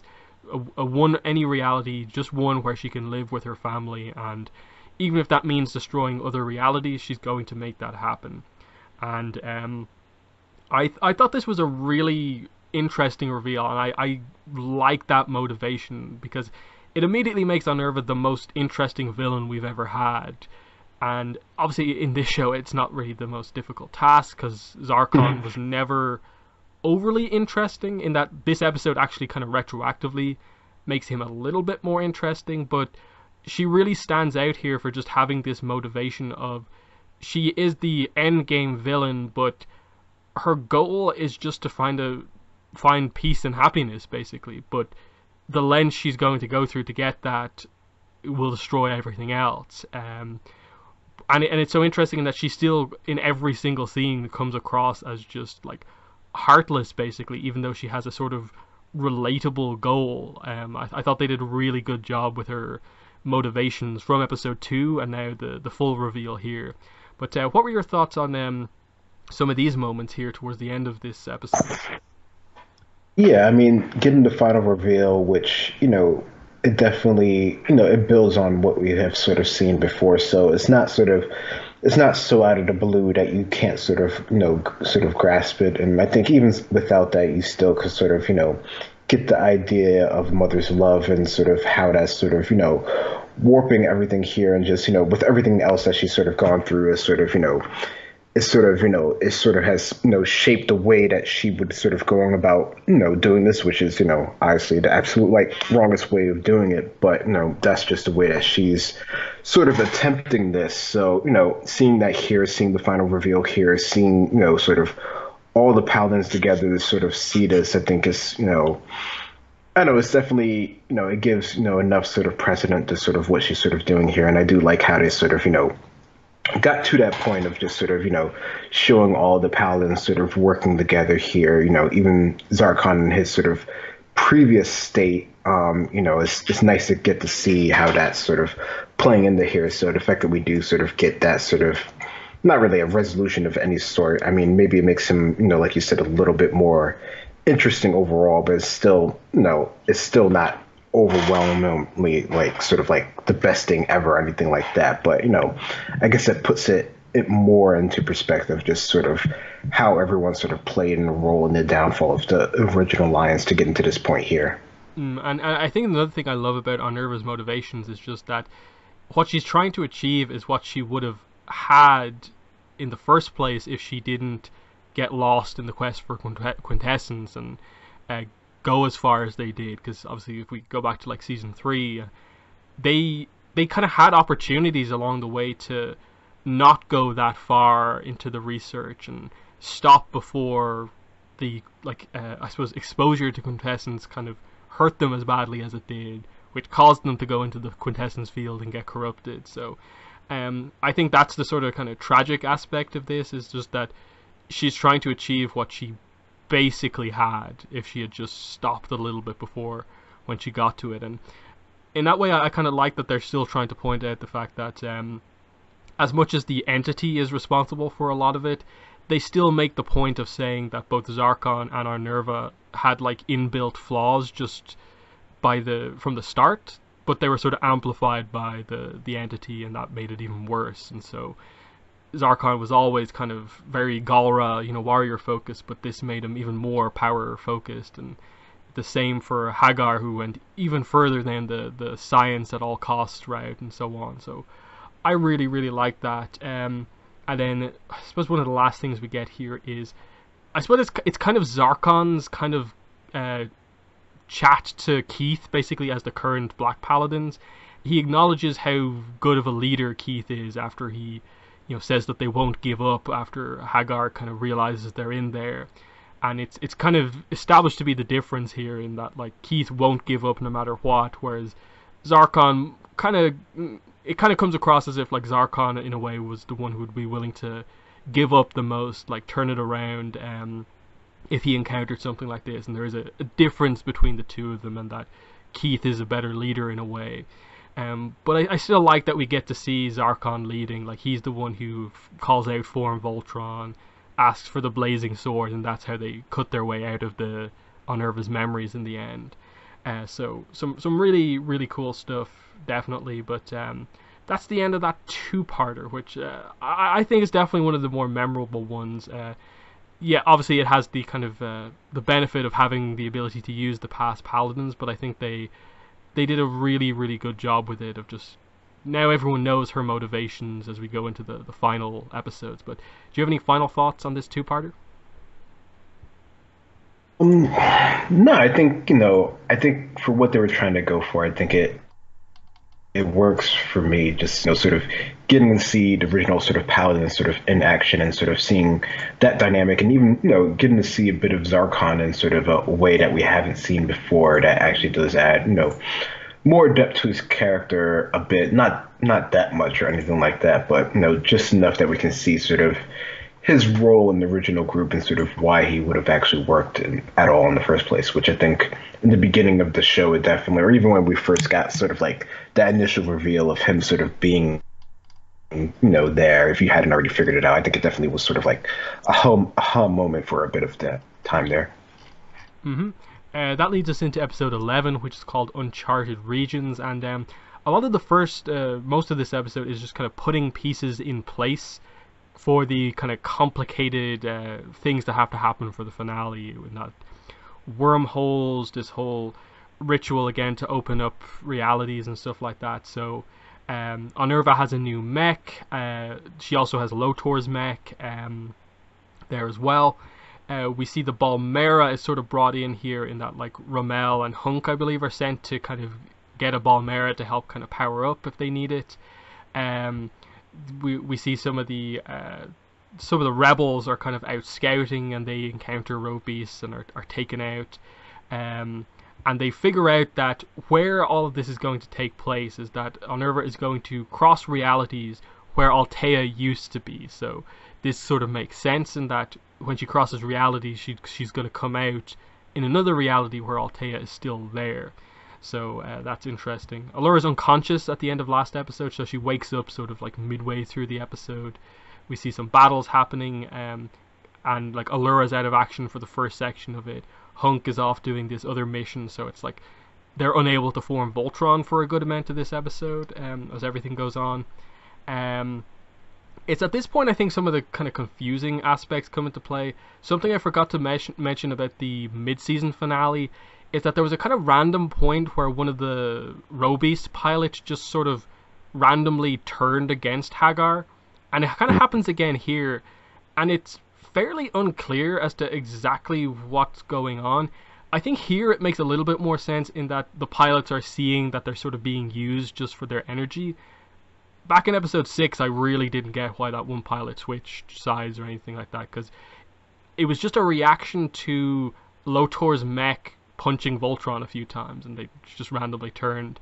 So I think if there's any weakness I'd have maybe with some of this stuff, is just that I don't think they did a great job at kind of giving you enough details about what exactly was going on with the new Alteans. But I suppose, what are your thoughts on the kind of this episode up to that point?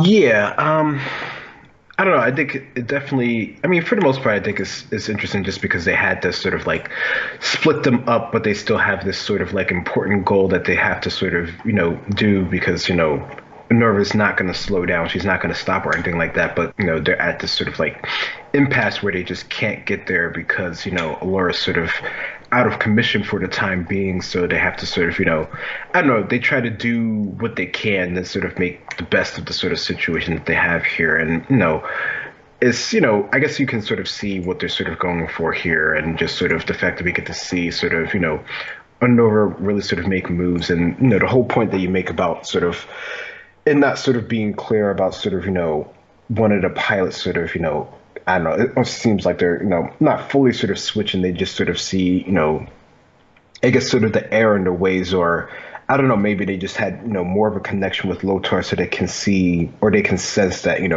something is really sort of amiss here. Which I guess later on you can definitely see why that is when clearly Lothar in whatever form he is in now is not going to be something that what the Alteans originally sort of thought of him. So I guess from that perspective you can see sort of why she might the pilot, whatever her name was, be more sort of, I guess, distraught at sort of the situation that's sort of going on here. But no, I guess for the most part, this episode is really, or the first half of it at least, is just really sort of setting up the rest of the things to sort of being in motion. Sort of how the last sort of episodes have really sort of been progressing. It definitely seems like they've been splitting their time rather well. I guess it's pretty effective overall because you can't just have all action over the time, but just sort of setting things up to come back later on.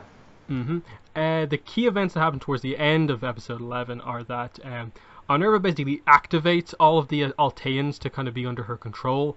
I suppose in a similar way to the way she sort of activated Clone Shiro initially, to just be fully under her control. So the pilots that they have captured on the Atlas kind of take over the bridge and use the power crystal of the Atlas to give more power to Onerva.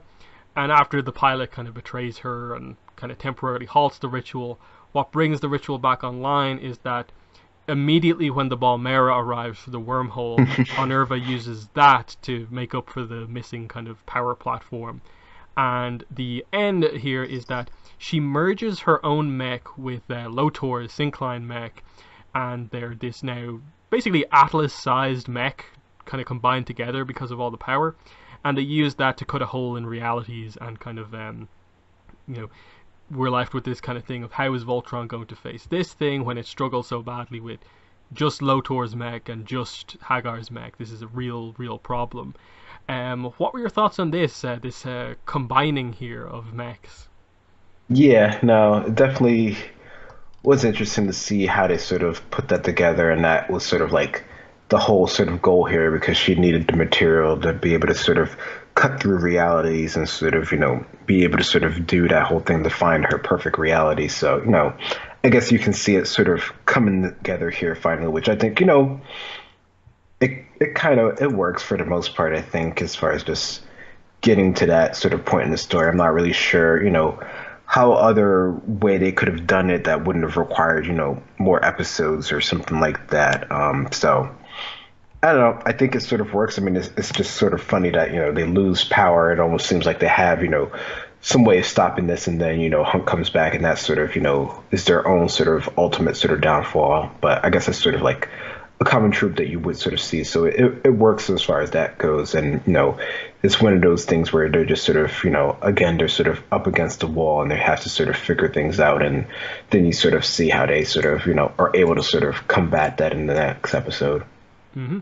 Next episode is episode 12, The Zenith. We start this one off with Allura joins the battle. There's a big fight with two row beasts, I think it is. We get the Atlas transforming here to give Voltron some support. They finally manage to take out one of the other mechs. And then we get another sort of betrayal. One of the other pilots turns and basically holds one of the other pilots, and it allows Voltron to basically more or less take out all the row beasts that they're up against because of the gradual betrayals of everyone. They realize that they need to use the pyramid structure. Koran realizes this to stop the rupture from kind of one collapsing, so that like they need to keep it open, and second to stop it from having a massive effect on their reality. Onerva heads through the portal at this point, and they're left with the choice here of like the Atlas can't go through because it's not made of the comet material. Voltron can go through, but they really don't stand a chance. They're going to go through just to get beaten, basically, is what everyone says. And suddenly their choice is made up for them because out of nowhere, about like 8 Balmera arrive, and they more or less give the explanation that it's all thanks to Shay, who's Hunk's girlfriend. Again, that's something we'll discuss towards the end about some of the lack of clarity on that stuff. But Koran explains that this is what he calls a convoldrum, which is a gathering of multiple Balmera, and the people in all of these Balmeras activate the power. They fire them together into the middle at the Atlas and Voltron, and then we get the Atlas and Voltron merging together into uh, Super Voltron is what I'm going to call it for the sake of this recap. I don't think they gave it a proper name, but it's basically Voltron is now Atlas sized, and the design is quite cool. You can see it's mainly white. There's a little flicks of color to make it still clear that it is still like a combination. The different colored lines are still incorporated here, and so they head through after her into the new reality, and they see a new alternate reality, which isn't the one that Onerva wants, but it's kind of crumbling. And then they go into the next reality. I suppose we'll stop here quickly to cover the first part of the episode. What were your thoughts on, I suppose, the main plot point here of the Balmera forming the combined Atlas and Voltron? Yeah, I don't know. I mean, I think it's cool, like the way that it sort of is formed, and the fact of how it sort of like works. I guess it's cool. It definitely seemed like one of the things that just sort of like it's just sort of like happened to happen, which I guess, when the reality in the universe is sort of at an ends, this would be the one time where, the creatures that you wouldn't think would like sort of like work together or would have any sort of like, I don't know, it seems almost like it's too organized for sort of like the ending sort of point of something to sort of happen, but I guess that's sort of just what sort of happens, like the stars sort of align at that point, and this is like, the last sort of hope. And I guess, since there was like a name for this, I guess this probably has happened in the past, or maybe not this exact thing, but this sort of like situation. So I don't know. It seems almost like too good to happen, but there really wasn't any other way for this to sort of work out for them to even sort of have any sort of chances. It's nice to get to see Cheryl back in sort of like the paladin pseudo form here, with them all sort of being combined. I don't know, it's interesting that it's just like the Atlas and the Voltron, and just sort of how that the physics of that just sort of working in general is just always sort of interesting. But it's Altean magic with Earth magic with everything else, so it's probably just works somehow. Mm. Yeah, it definitely comes a bit out of nowhere. Just like one Balmera arrives, and that gives the villains the advantage, and then like 8 come out of nowhere that they weren't expecting. In that, like, did they not contact Shay before this? It's like Hunk just like forgot about that. Especially when he went out to get a Balmera and he went to a different one instead of Shay. It was kind of like, Yeah, that's what's going on there? Um, but I do like it from the perspective of like Onerva gets her kind of fused mech by like very artificial means, like stealing power from this and like basically cracking the laws of physics, whereas Voltron's kind of fusion power up comes from this very like natural means, like the Balmera, which are like the Weblum, yeah. this kind of like natural part of the cycle of the universe, like willingly give it this power rather than it being like taken. So I kind of like that as a kind of theme type thing of like they get the, I suppose, the universe wants Voltron to win type thing, whereas like Onerva's going against everything to make it happen for her.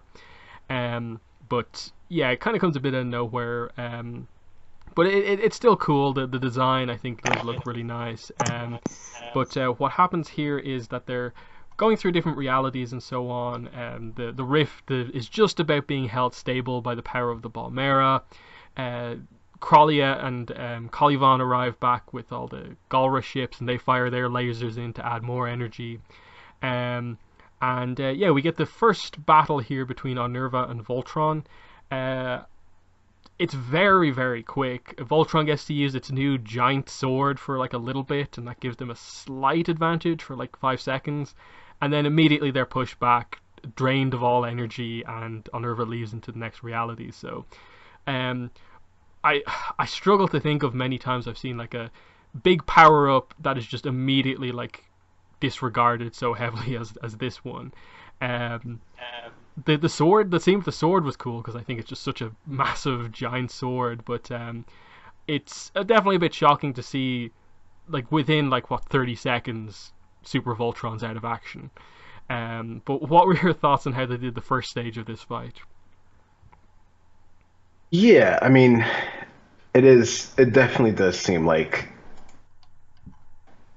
is sort of like overpowered. Like it definitely seemed like when you see Voltron sort of fuse and sort of get all this energy, you would think that it would be almost sort of like on par, if not more so than sort of villain. But I don't know. I guess that sort of makes it kind of a bit more interesting, just because not that it's like fully defeated, but is they're definitely sort of stuck back for a little bit, which leads to sort of Nova being able to do more on her own before sort of they come back into the picture here. So I guess they're not sort of out of it per se, but they're definitely they definitely don't seem like they're sort of on par, which seems kind of awkward with all this sort of like power up and all the Balmera and just sort of like like you said before, sort of the universe wanting them to sort of win. It seems like the universe just maybe it's just not enough at this point. So I don't know. It's definitely a interesting way to sort of go about it, but it definitely gives more, I don't know, more points to the story as far as letting her develop, I guess, sort of what she wants to actually sort of achieve in the next part of the episode. Yeah, because the reason this has to happen, the reason Voltron has to be taken out of action for a couple of minutes is to have Arnerva go through the portal and have a reasonable amount of time before to like see what happens in this reality, the one that she finally likes, before Voltron comes back into play. I think they could have done it just a different way that didn't make Super Voltron feel like super weak straight off the bat. Like she could have just done an attack where like it sort of knocked Voltron away, and like they like had to force open a rift on their own instead of like she closed her rift as she went through, so it took them time or something like that. Because I think the problem is that Voltron's out of energy, and then almost immediately Keith just gives a speech, and it's just unity, unity, unity, and immediately they power back up. Despite being completely drained of energy, they're just like completely back up, ready to go again. Because like in the next episode, they kind of get drained of energy a little bit again. So it's just like where did the energy come from? And they've done this a couple of times, and I think that's part of why I have a bit of a problem with this in this fight. Like this must be like the 10th time in the series where they've taken out Voltron by having Voltron be drained of its energy, and the 10th time they've had the team power up by like working together and energy coming from their collective consciousness. I get the theme of the show is power of unity, and that they've mentioned that a couple of times in the last few episodes, but like save that for when it's like really, really important and necessary, not just to create a bit of a distraction here. I think is where I stand on it. It felt like they've done this so many times already. But do you have any more thoughts on this part of the fight? Yeah, no, I definitely get your point as far as sort of the powering up and the powering down. It definitely seems like it's a trope that's repeated almost too much, just because we have seen it done so many times before. And I mean, they've done it. I mean, I guess they've set the precedence that this is sort of like a thing. This is how they sort of can get power back, and it works in that sort of manner. But I think like you said, the repeated use of it, or at least in these sort of last moments, like I wonder if there's something else she could have done to sort of disable them, or sort of to knock them away, or to sort of lock them down, without sort of being sort of drained of power sort of temporarily. I mean, I like the idea of them sort of coming back together and sort of pushing through sort of like the effort and the pain and everything else that's sort of going through, which I think it can work in multiple ways. But the fact to see it used again here, I guess, I definitely can understand the sort of idea of it being sort of like, I don't know, almost seeing sort of like a crutch at this point. Mm-hmm. Next scene is really good, though. Onerva has made it to the right reality, the one that she's decided upon. She finds Zarkon and eventually manages to convince him that she has returned.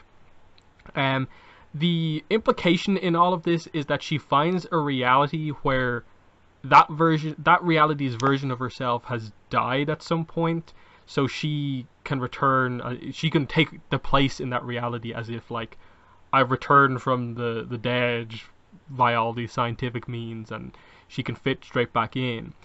It's fine with Zarkon. He seems to accept her back immediately, but when she meets a young Lotor here, he immediately is happy to see her, but then when he gets up close and looks at her face, he realizes that this is not his mother. He can see something's wrong, And it's at this point when like Zarkon also begins to kind of become suspicious as well, that she really loses it. She comes to realize that if this hasn't worked, then no reality, there's not going to be any reality where she can be happy and be with Zarkon, be with Lotor, and everything will work out happy. So if she can't have that, no one can, and she's set on basically wiping out the entire universe, because she can't have what she wants. And as she looks up, she sees that Voltron is coming out for her through like the window. So she gets back into her mech, and we end the second last episode of Voltron with the round 2 fight about to happen. I really like this scene of her trying to accomplish her goals here, but it not working. And the reason it not working is because, in a way, this trying to fit yourself into another reality it's a nice idea, but it's not going to work in reality, basically. And I almost would have liked it if we had maybe seen a bit of a montage of her trying to do this in like a couple of times and then it happening. But it being with this one, I don't mind it too much. I think it would have had the same effect. But I like, given what her goal was, and I liked her motivation, this being the turning point to her just losing it, I thought was really well done, in terms of a emotional but like tragic moment as well. Because as much as she's the villain, you kind of almost wish like if there was some way to stop reality, but she just stays here and has like a happy life, everything would work out. But she's just trying to destroy everything at this point. But what were your thoughts on Nerva's, I suppose, failed plan here in the end? Yeah, no, I don't know. I think it's good to see sort of how, her end sort of goal here just, it probably wouldn't have worked in any sort of way, just because of just, sort of crossing the universe, which is, sort of a nice sort of idea and a nice gesture, a nice sort of thought of a way to sort of like restart yourself. But it's just one of those things that you can't sort of do. And the fact that the child was the one to sort of notice this, which is one of those things like the children always sort of know sort of what's right, even if they sort of can't really explain it. I think is definitely a nice touch here. So yeah, I think even if she did go in through however many countless sort of universes as some other shows have done, it probably still wouldn't have worked. I mean, she might have had a better chance if she was able to sort of figure out how to go back in time and sort of restart everything, something like that, versus trying to go sideways along the way. But it's definitely, I like how they sort of showed that here, and how it's just not going to work, and this is sort of what pushes her off the deep end to really sort of get to the point where there's no sort of like redeeming point at this time. It's just like she has to sort of go off and go to like full sort of villain mode at this point. Yeah, and again, reflecting on all the development she's had this season, of like, she could have had this if like in her own reality, if she just done things a bit differently, she would have had the joy and happiness that she wanted. If she had found some way to regain her like individuality back earlier on, she could have maybe helped Lotor earlier on and sent him down a different path. And it's just like her trying to force this new reality, while I suppose just thinking that a new reality makes up for, I suppose, the mistakes in her own one. It's a very interesting one in that you get the character. I think is what's really good about this. But yeah, we move on to the last episode of Voltron, episode 13. The end is the beginning. And yeah, we get a really big fight here. Lots of shots showing huge impact of like the clash of swords and stuff like that. It seems like Unnerva still has the slight edge over Voltron, but Voltron's putting up a much better fight here.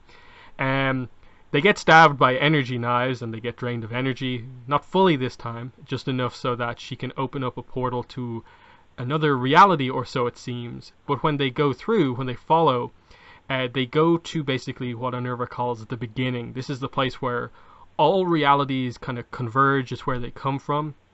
And we see these kind of strands of energy, and each strand of energy is a different reality. And Unnerva begins to start destroying these and Team Voltron can sense basically the combined I suppose emotion of each universe, all the people being wiped out. So it's this really kind of traumatic thing where like every time they get close to her to stop her from destroying a universe, they're kind of knocked back by the power of another universe being destroyed. And we kind of take a little, I suppose we'll break here to discuss it, as we are left with only one reality left, and Voltron finally has a chance to actually defend this reality. So what were your thoughts here on, I suppose, most of the fight that we get here, and especially going into, I suppose, the place where all the realities come from?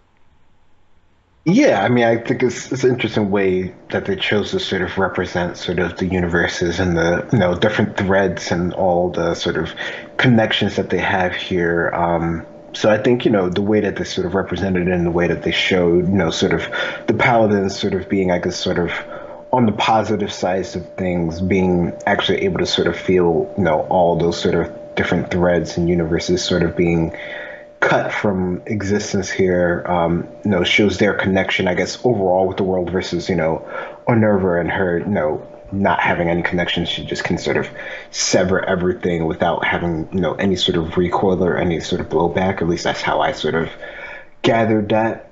So no, I think that part sort of works as far as how they're sort of showing that sort of representation here. So I think, for me, that sort of works. I guess, it's interesting whenever they sort of get to this point in shows and they sort of, show the beginning of it all and how they sort of choose to do it. So I don't know. I think it works for, what they're trying to do. I mean, I don't know, she seemed to sort of kill off all of the other universes rather sort of quickly. I mean, I don't know what the sort of number is, but you would always think that there would be like more that she would shoot towards like the core or something, and that sort of would set off a chain reaction or something like that. So I don't know. Other than that, I think it works for the most part.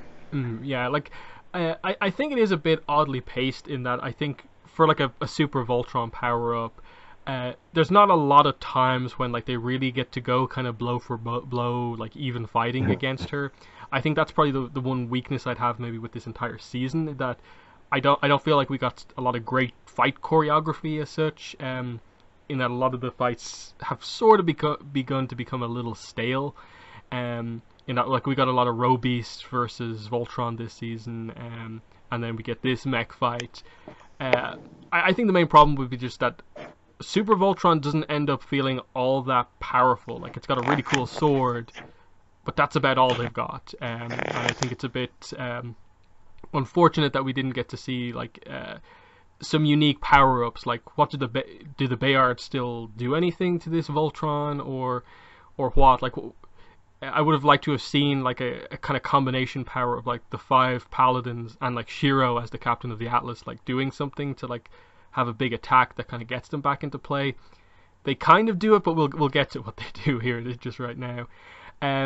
So to get close to her and stop her from destroying the last reality, they push her back. It's this kind of sword kind of clash block, and basically she's planning on destroying Voltron and the last reality at the same time.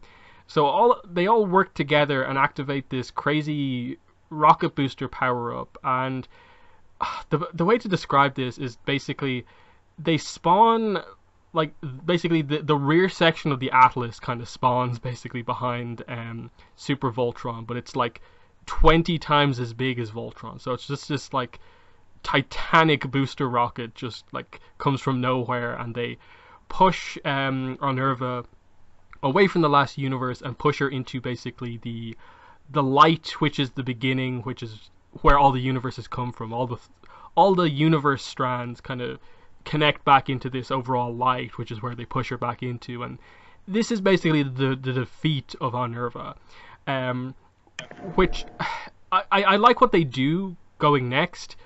I think it's weird that like her defeat is that just she's pushed into a light by a big booster rocket, and like a comedically sized booster rocket as well. So this as the final attack I think could have been done a little bit better. I think we sort of joked a little bit, like I think in the last season when like they got the big booster wings as well. They were also very, very big. This was just like taken to the next level, and it was I think there was a little bit too much kind of like humor in the sense of like that's absurd what's happening here. even though it's Voltron. Like this is really weird what's happening. I didn't mind it too much, but it was for the final scene. I think like it could have been a better like final blow type thing. But what were your thoughts on this booster rocket power up that they get? Yeah, I don't know. It really is like monstrously like big, like just seeing it sort of like in scale to these two, super robots that were already like pretty ridiculously big. When you just think of the scale it is in comparison, it just seems like really, really, really sort of like out there. And there are plenty of shows that will have sort of like obscene things that sort of like don't make any sense. But this show, even if it does sort of have like magic and sort of like technology, it seems to have maybe has some sort of basis of foundation of like pseudo realism. Maybe that's why it seems sort of more out of place than it has been before. Because I mean, if they did have a booster on the end and maybe it was like 1/4 the size of what this is, it probably would have worked just as well. It just seems like it's so extra massive. I mean, it's not really like, it's not even like Atlas size. It's like 20 times the Atlas size because they're the size of the Atlas. So it's just the scaling of things is definitely sort of, it's interesting for sure. But I mean, no, this is where the universe sort of begins. So who knows how things are sort of like affected in this space. I don't know, however that works. But yeah, I mean, I don't know. I don't mind so much the fact that they sort of pushed him sort of back into the source. I mean, yeah, it would have been cooler if there was more of a sort of a blow by blow thing, as you've been saying, throughout these last little parts here, just, to make it a bit more sort of interesting, since we do have these huge robots and that, as that is sort of the thing that you would, sort of expect to see is these robots sort of fighting, even if, it might seem sort of odd. But I don't know. I think, the way that they go about it might have been odd, but how they do it in the end, I think, sort of works. So in the kind of beginning place that they are now, the mechs seem to be gone, and they basically reveal that this is the shared consciousness of the entire universe, like all realities combined together is where they are here. And they have Onerva there, and all the paladins are also there, and they kind of confront her. And I suppose the best comparison to this is that we basically get like a Korra Kuvira kind of type conversation here, but it's the entire Voltron team that get to talk to her. And that's what happens here. They talk to her. It's not a fight anymore. She has been defeated at this point. She notes that all the realities are flawed and weak. Allura notes that she's lost everything, including her family, but has gained a new one. And they all the paladins kind of speak in a kind of combined speech to Onerva. They note that humans are flawed, but they learned and grew, and now they kind of go off into the stars to teach others. And as this happens, the message grows. Difference is what makes them stronger. And Onerva says that she feels nothing but pain and loss, and that if she can't experience joy and the joys that life holds, why should anyone else? Allura then activates the same power she used on Zarkon, where she shows Onerva her own memories, basically, the hidden ones, basically, her deepest desires, and shows that, this is what you used to be. You used to be fascinated with the world and how it worked, and wanting to approve it for people. You wanted to just be happy with your husband and son. And it's almost like she's kind of saying, like, you could have done a lot of this. You might not have had your son and husband anymore, but you could have gone back to being that way if you wanted to and made something else of it. But you chose to kind of destroy other realities instead. And she then sees, I suppose, Allura's memories, like Lotor's memories, and that Allura did have a very positive influence on Lotor, that she came this close to kind of really turning Lotor around. And she notes again that, Lotor still sort of fell to his sort of misguidedness, but that at a base level, Lotor still wanted to preserve life and protect it, and that as much as what he did was terrible, he did bring kind of Altaeans back and so on. And Allura makes the point of, like, you should honor your son by kind of committing to this and doing what you can to restore life after everything that's happened. It's here where Allura reveals that the power that she learned in Oriond can be used to give life instead of being destructive. And she'll have to sacrifice herself to do this, and she makes some note about like the power that Onerva has within her. They specifically don't say the entity, but so I'm not really clear on if that's what they're directly referring to, of like Allura can channel the entity into doing the reverse is what they're getting at here. So they set up directly here. Allura is going to have to sacrifice her life here to restore the universes using the power that Onerva has as well. So they're both going to die here, but they'll restore everything that was destroyed just recently. So we'll get to, I suppose, the emotional scenes that happen next, but in terms of, I suppose, the defeat of our villain here and the kind of big conversation that happens at this point, Greg, what were your thoughts on this? I think, I don't know, I like the talk. I like how they sort of, broke it up and had, each of the paladins sort of, reflect on sort of, how things are going, how humans work, and I guess sort of the bigger picture, since we're always sort of focused on the humans because that's who we are and that's sort of the main sort of OCs of this.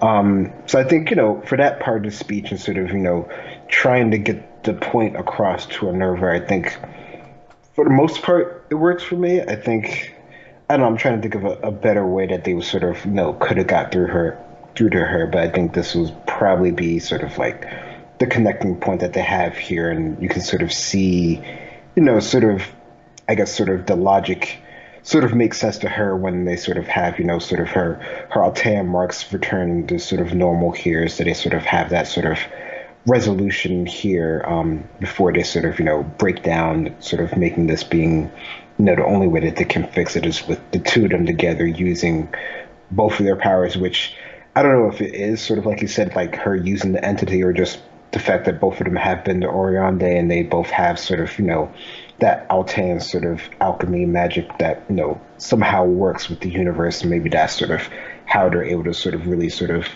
bring the universe back to the way it was, however they sort of, want to sort of explain that. I really like the conversation. I made the comparison to the Korra Kuvira scene, and I think it's similar to it in a way.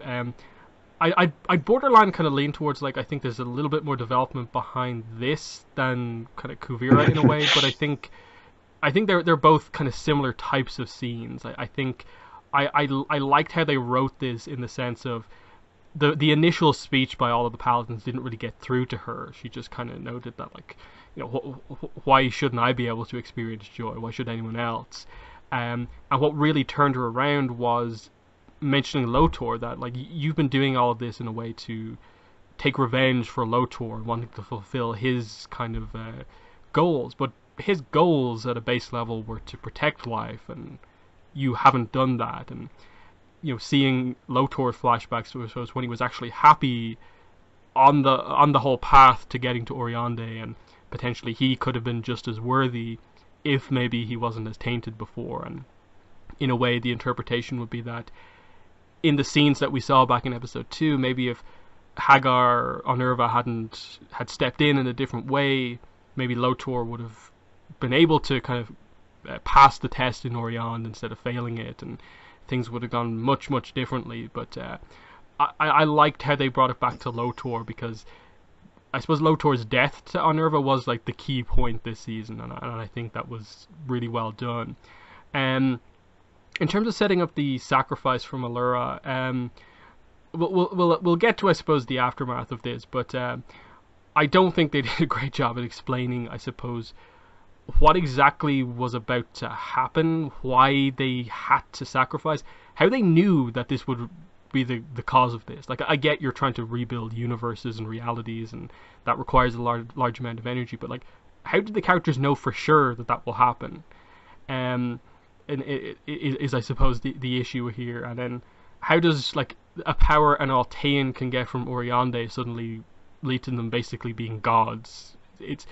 This is where it felt very like, whoa, I can't in my head wrap around, like, to what they're trying to say in terms of how this fits in with everything else. It roughly makes sense that you made the comparison of, we'll turn a destructive force into a life-giving one, and okay. So, uh, yeah, we'll go into what happens next. So we get Allura's goodbye to her, kind of the people closest to her. Um, she says that she goes over to Hunk first. There's tears all around here. Hunk, is the one who's all about union and teamwork. He will guide people going forward. Referencing, I suppose, the fact that she knows that he's the diplomat of the group. She tells Paige to remain curious and fearless, as again they hug. Shiro notes that no one in the universe will know the sacrifice that she made because of where it's taking place, and she notes how this selflessness in a way is something that she learned from Shiro and thanks him, and he kind of returns by saying that you don't never need to thank me for anything. With Keith, he says that Allura accepted him and it helped him accept himself, which I thought was a little weird in that the way I remember the whole Keith is Galra bit was that Allura was like the only character who was in any way like a bit like concerned about it. She came around fairly quickly, but like she was like the only character who in any way reacted to it. But I was able to get around it in that scene, and that I still think it's a nice scene between the two characters. And again, she says to him that he has like greatness within. Then of course we get around to Lance, and he's distraught at what's happening here. He says that you're too important to the universe, you're too important to me. Allura says that she will always be with him and will always love him. And as she kisses Lance, Altean markings appear on Lance's face. He gets kind of blue ones in the same place where Allura's ones were, as a way to, I suppose, remember her by. As she and Irva walk off together into basically this it's like they walk off with like the past paladins as well, as they go to recreate the realities that were destroyed, and that's exactly what happens. But when they come back, everything's fine, but the blue line is empty, and then it's also revealed that Altea is actually back in the normal reality as well, so that's something that's changed. What were your thoughts on Allura's big goodbye scene to everyone here? Um, yeah, I think it's definitely pretty moving. I mean, definitely, you can see the emotion that's going through, and the message that she has for each one of them. I think it's definitely a pretty good sort of like, I guess you could almost say, a sort of summary of how the character has sort of acted throughout the whole sort of series in relation to her, or just in general through the whole course of their relationships. I think it's definitely a nice and sort of a sad way of sort of parting ways. I mean, I don't know of any other way that they could have sort of gone about that. Maybe the whole idea of the whole sort of final sacrifice, maybe that could have some things more sort of explained about it. But I think just the point of them sort of saying their final farewells, I think it works. Mm. Yeah, I definitely, given that they made this decision to kill off Allura, like the way they did it. I think they got the emotion really spot on, and while of course they couldn't focus like a ton of time on each character, I think they got a nice little moment across with all of the characters that they needed to, of just Hunk and the whole idea of him uniting the group, always to Paige to always remain curious and fearless, that fits her character. Her and Shiro learning selflessness from him, that definitely fits him. The kind of greatness, and I suppose Keith learning to accept himself as like a leader and his lineage, that fits. And then given the romance that's developed between her and Lance, that being the really, really key emotional one. But I think one thing that's missing in all of this, that I think a lot of people have brought up, is that she doesn't get any final scene with Karan, and I think that's always going to be something that will like be this kind of mark in a way on the series of just like, wow, that's a bit, disappointing in a way that he never got to say something to her, given that they specifically note in this season that the scene where Alfora made Karan her guardian, even if it was just something of like her sending a message back with like Lance or something like that, I think if they'd found some way to do that, it would have really, I think, completed the scene. But for what it was, I think they did it really well. So I think the only other thing to discuss here is just the fact that the decision to kill off the character who I would call the main character of the show, because the whole show, the whole plot happens because of her, because the paladins basically find their way back to her. That's why the entire show actually happens, and she is like the heart of the team for the entire run of the show, basically. When she's mainly running the castle, then when she becomes a paladin, it's ultimately all under the leadership of her. Um, I I struggle with it because I feel in a way, because she was, originally like the last of her people, and then they obviously brought back other Alteans. It feels a little almost like negative as an ending to have her be the character who had to die. Given how much they talked about like family with her, she's found a new family. It seemed like the perfect happy ending for her to, have a family with Lance. So the fact that they didn't do that, not just as a shipping thing, but like as a character arc for Allura, feels a bit like that's a really big downer on the end of the show. So I probably would have preferred it if they'd found some way to do it where like she didn't have to sacrifice herself. I think it would have.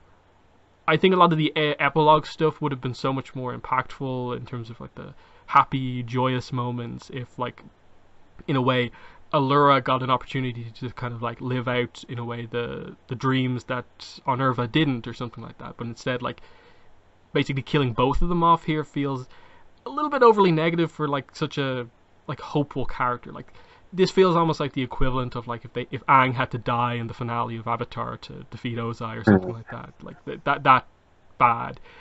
I can accept the way they did it. I don't have like a major problem with it. I think I would have much preferred it if she had found some way to survive, where like she channels energy through Onerva, and Onerva makes like a selfless sacrifice at the end, and with the power of Allura, she manages to accomplish the same goal, but Allura gets out. And maybe like the sacrifice that Allura makes is that like she doesn't have a connection to like quintessence anymore. She just drains all her ability to access that energy or something like that. Something like that I think would have been a bit more impactful. But what are your thoughts on them making such a big decision, killing the main character? Yeah, no, I mean, it's definitely. I mean, I can see, sort of the idea behind it as far as like, sort of like the final sacrifice of our character who's been like the most important, throughout the whole sort of series, and sort of the main key person that has sort of been moving all the pieces and for her to be sort of like, the last one, or at the time thought to be the last one of her kind, and sort of, willing to sort of give that up to sort of, save all universes is, you can get the idea behind the last sort of sacrifice sort of moment here. But it definitely seems, on the extra end of sort of dramatic, considering everything that sort of has happened, or like, I mean, I don't know, I'm sure, yeah, like you said, there's a number of ways they could have possibly have done it so that she could have survived. I don't know if that, how much that would have sort of taken away from the last moment here, or if maybe at the end of all this, you see more of a real sort of like physical, sort of tangible way that she sort of comes back in the end, even after everything that sort of has happened. Just, the fact of, her sort of, always being with Lance and always being with the Paladins in some sort of way. There might have been some other way to sort of bring that back. So it's definitely, I don't know, it definitely seems like they could have gone a route that they sort of could have kept her around. But I don't know. I don't know how much that would have sort of really sort of benefited from it. Mm. I think the other thing that gets a bit lost in the middle of this is that they never address. They kind of forget about the plot point that Allura has the entity within her. Mm-hmm. And again, this is where like the confusion about like what's she talking about with regards to how she explains what she's about to do. Is it referring to like reversing the power of the entity to make it constructive instead of destructive? Maybe that's it. But I think if they absolutely had to do the sacrifice of Allura, I feel they could have used the entity as a way to sort of make it so that because she made this, like, I suppose, darker move to accept the entity within her, that it sort of locks her into like, I either make this sacrifice or I still go away with existence because of what the entity is, or something like that. That there is still a negative to the fact that she, has the entity within her, but the fact that it's just forgotten, and it's just like, it's kind of this background thing that because the two characters who have the entity within them are like killed, it's gone. Um, Feels a bit weird in that they never explain how it's missing now from all of the Alteans who survived or anything like that. Whereas I at least my impression was that like I always felt that the show in the end would come back to the entity as the thing that caused most of the evil plot points of the show. That's what corrupted Zarkon, that's what corrupted Onerva, it corrupted Lotor, Allura takes it in here, it's what caused the Altanes to be corrupted, and then it's just forgotten. I definitely would say like right now, not fully understanding what exactly she did, it feels like they didn't explain the entity, they didn't resolve the entity all that well. When I feel like it probably should have been the thing they came back to in the end. But what are your thoughts on the entity by the end of the show?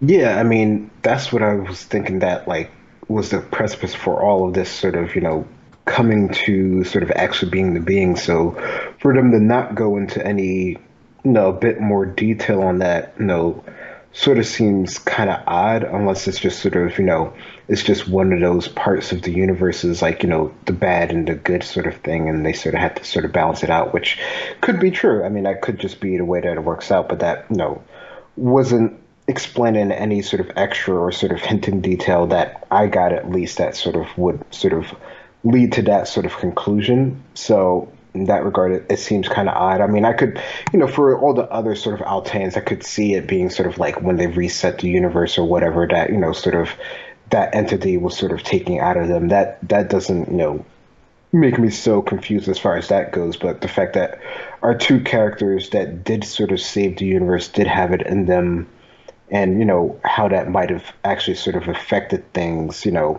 it seems like that part could have used some sort of extra, sort of explanation or some sort of scene where we get to see it sort of reacting in some way to what's sort of going on. I think that would have helped maybe clear that up for some people.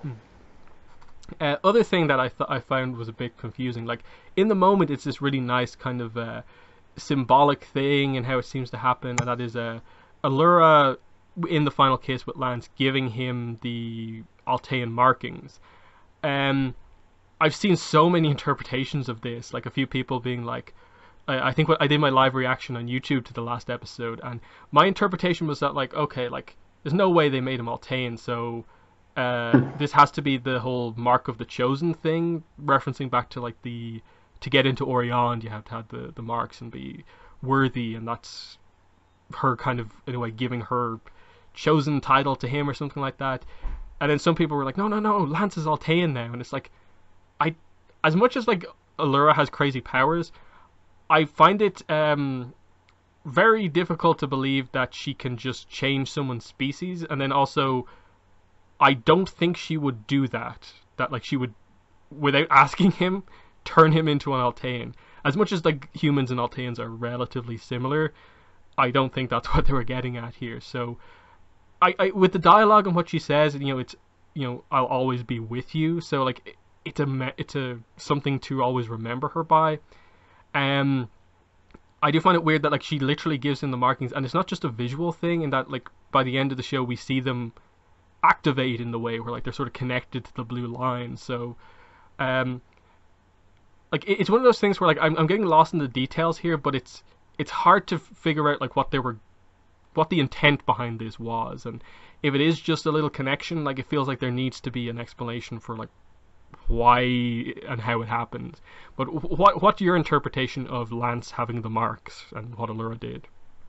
Yeah, I mean, I didn't think he would be like full Altain or anything like that. I just thought it was more sort of a symbolic sort of gesture, just like more of a physical reminder of her in these last several moments. I mean, we can definitely see that it does have, some greater connection with the lines and just sort of, Altea and just, her spirit, in general. But the whole idea of him becoming Altain, which even if it is or doesn't, I don't think that really sort of matters in like the grander sort of scheme of things. But I don't know.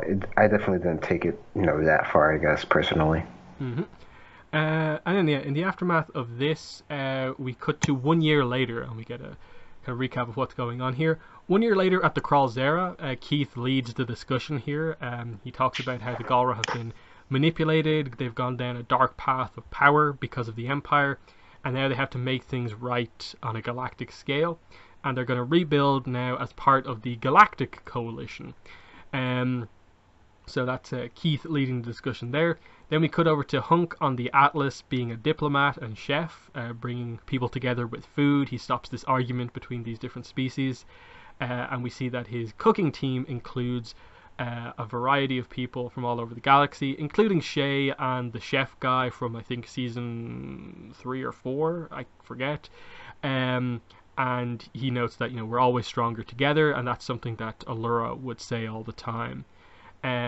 We see a bit of a random scene, but like Paige and Matt, as Paige finishes off an AI chip, and she's going to call this first AI robot chip. And then they note that like there's a new Teledove that's been made. So I suppose we'll just cover those three things. What were your thoughts on these scenes here with Keith, Hunk, and then Paige? I think they were okay. I don't have any like really big issues with them as far as what we've seen from there. Sort of like, I guess, character development over time to sort of see where they would be 1 year later or whatever. Just sort of keep taking more of a leadership role, sort of helping the Garo down on what he thinks or what is a better path for like the universe, and Hunk sort of still doing the food thing, but sort of using it in a way to sort of help people connect. I mean, I guess from what they've developed, that at least sort of makes sense as far as that goes, and to see who he else has on his team, I think that's nice to see. And Pidge doing anything in tech, I think is what she would be doing if anything else. Yeah, I think the only thing with the Galra I wanted in terms of like Heath explaining their issues was that like I was surprised he didn't mention that like you're not going to rely on quintessence anymore or something like that, because maybe that's a given. Because like that was the whole, like, that's what caused the whole issue basically. Even before the entity came into play, it was the quest for quintessence, and just if you rely too much on quintessence, it seems to kind of be this like addicting force, and that's kind of what caused the Galra to be the way they are and live for so long as well. So I wish they'd referenced that, but as you say, it probably is more or less implied that that practice will stop within the Galra Empire. They'll just use it for the normal energy way that most places do. Next scene we have, they are rebuilding the Castle of Lions, but I suppose it's just the castle now on Altea, with Karan overseeing construction. We see a statue to Allura, and then underneath this we see Lance telling a story about Allura to kids of all different species. So that's interesting, just that on Altea there is all these other species, and Lance is telling a bit of a story. They ask him some questions. He notes that he misses Allura but is reminded of her everywhere, and one of the kids notes that since you're no longer piloting the Red Line, what do you do? And he says that he's a farmer now and he lives a simple life back home on Earth. So that's an interesting little one. Given that Lance has more or less become one of the main characters, or like they've done a great job developing him over the last like 4-ish seasons. I like this as his resolution. I know some people got pretty annoyed about the fact that like Lance would never go back to living a simple life like that. He wanted to be a pilot, but I always got the impression that like when he was out with Voltron, he'd always like think about just the simple times with his family, and that's ultimately what was the most important to him. And even this season with the whole stuff with Allura, that the part of the pilot stuff was maybe just a rivalry with Keith as well, and just like that, he likes that as well, but it's the simple things that he does in the end like. And yeah, the first tease that the paladins aren't really the paladins anymore as well here. So what were your thoughts on this scene here on Altea? Yeah, I mean, it's nice to get to see Altea back again and just seeing, how they have developed it over time. The idea of Lance sort of being back, I mean, I like, sort of his idea of what he's sort of doing now and is spreading this sort of message here. And definitely, it definitely seems like something that he would be good at. So, regardless of if it's something, you might have thought he would do, I think it's definitely something that's in his wheelhouse to do. And he has mentioned before many times about sort of his family. I mean, they sort of I think they do a good job this season, especially with like the date with Laura earlier, sort of focusing on that sort of aspect of his sort of, character. I mean, they even make note of that before when he sort of comes back to Earth the first time. So I don't know, I think it's something that it's sort of, in a way, it sort of makes sense. It definitely, I mean, I can understand how it could see to many people sort of like a downgrade from being sort of like, the Blue Lion and then the Red Lion and just sort of that whole sort of aspect of his life to where he's sort of at now. So I definitely can see the idea behind it. It doesn't bother me, too much personally, but I definitely can see the reasoning behind it. Hmm. The last scene before the, I suppose, end credit stuff is they all share a meal together under the Allura statue. Pidge notes that Earth is now a hub for basically the entire galaxy. Now that it's very easy to get to, just aliens all over the place. Keith says there's now going to be an election on Dibazol, which has been also, it's confirmed Dibazol is back. Um, Lance basically says that, of course, they asked for you to be the leader, didn't they? And Keith said, I did, but I turned them down. And there's a bit of a nice Keith-Lance kind of down, back and forth there. Karan gives a final speech at the end, saying that she was a lot of things to a lot of people, but to all of us here who knew her well, she was family. And that's the kind of end of that little meal scene. Then when everyone's asleep, Lance wakes up because he senses something going on with Blue. And they all go outside and see the Lions leave by themselves, basically. You get this kind of final kind of moment between the Paladins and the Lions, and the Lions just go off on their own. They are sentient beings, as we know, so they leave. Then we get into, I suppose, the after-credit scenes. But what were your thoughts on this, I suppose, last scene of the show normally here? I think it's, a nice way of just showing, sort of all the paladins sort of together and sort of showing the lions sort of off into the night to sort of show like sort of I guess sort of the connection that they've all sort of had, over these past sort of seasons. It's sort of like the final sort of farewell sort of message here in front of the statue. So it's definitely, it's a nice way of sort of, I guess, bringing it all to a close. Mm-hmm. Then we get into the after credit scenes, which are basically just establishing like where the characters go after all of this. So the first one we get is the Holt family establish the next generation of Legendary Defenders, as we see an older Paige, an older Matt as well. A lot of the MFE pilots are there. Basically just that, they continue to be heavily involved in like the Galaxy Garrison, and that they're super essential to like Earth as this hub as it is now with regards to tech and stuff. You don't get too much out of this one. Like you see a couple of the MFE pilots, but that's about it.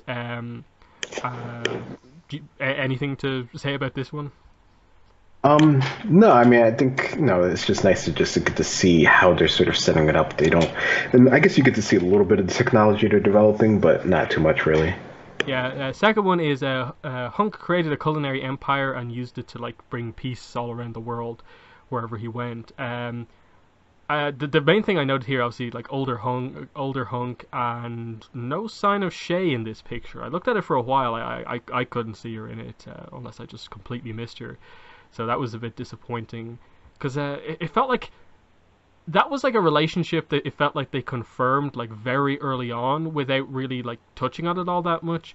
But like Hunk would always mention her, and then when they'd have scenes together, it always felt like there was a closeness there. And it's like, were we not meant to interpret that as romance or not? I was kind of really unclear about that, and especially her not being included here. It just felt like, okay, wow, they're really not going to go for any of the ships, are they, at all? They're not confirming anything, and this I thought was a pretty notable moment about not having that there. But any thoughts on Hunk's one here? I mean, I don't know. I don't know. It's nice to see sort of how he's sort of taken. I think it's interesting just to see his character design years later, and I don't know how many more years later it actually is, but I think that's probably one of the ones to me that seems the most sort of like obviously different. Yeah, yeah. He looks like he has lost a little bit of weight and put on a lot of muscle, and he just looks kind of huge. So that's interesting with Hunk's design.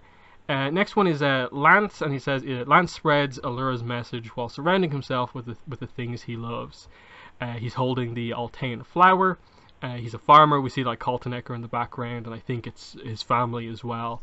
This is just a nice little thing for Lance. It doesn't really kind of confirm or tell us all that much. Just that he seems happy despite the loss of Allura and spreading her message around.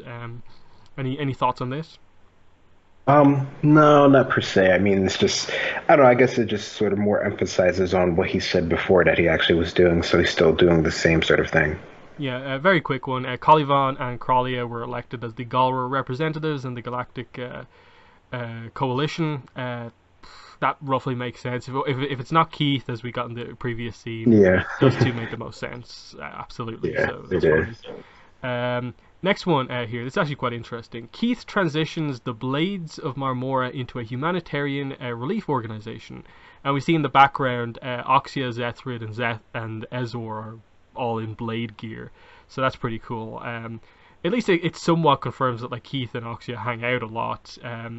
But it more is like the trio of Lotor's generals hang out together, and Keith remains part of the Blades, which I like. I like that he's transitioned into like humanitarian relief. That is very fitting, I think, for his character.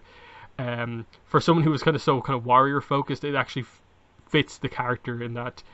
I think as we've got to know him over the last kind of couple of seasons, like he's not so crazy battle hardened as you'd maybe expect, and that he does have that kind of soft side. So I definitely like this, and it also seems to confirm to us that the Blades were this kind of organization that more started and were very warrior focused to counter the Empire, and that is not necessarily what Galra culture is like by default. So that the Blades being able to shift into something different, I think, is pretty, I suppose, a kind of positive thing for the Galra overall. That the Galra in general are going to be very different. But what were your thoughts on this Keith one?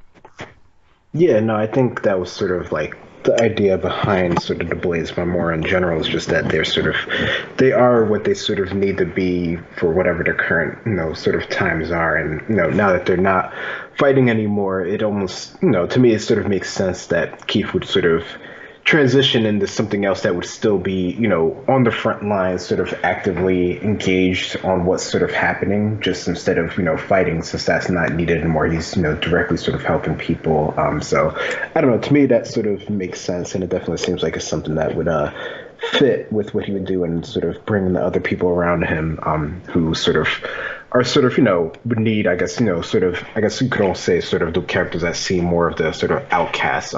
This would be something that would work well and would keep them sort of connected with people, which is probably something that they all have felt that they didn't have as much of in general. Second to last one here. Shiro, they basically say, lives a happy life and leaves the fighting behind, as we see him at his wedding to a character who I believe is named Curtis. I don't know if that's confirmed or not. I've seen people mention that name a lot.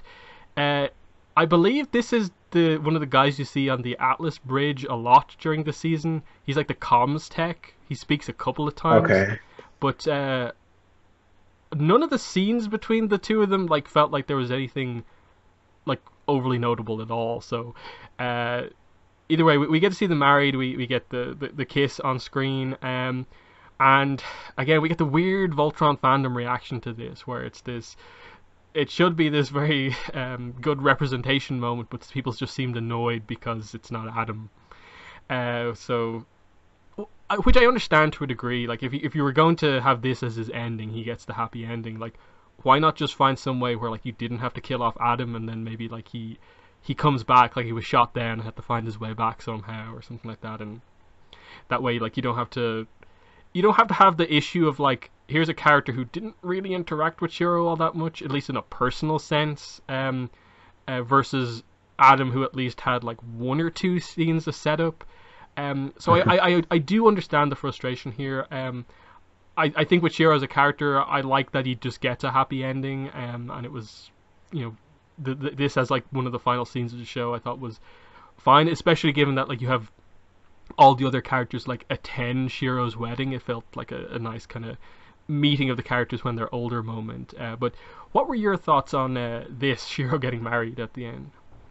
Yeah, no, I mean, I think it's, like you said, it's nice for Cher to have, sort of a good ending considering, everything else that he's had to go through from like dying multiple times or whatever, and then sort of coming back and sort of, dealing with all that sort of trauma. So, it's nice that if any of our characters, could get a good ending, I think that's definitely a nice aspect.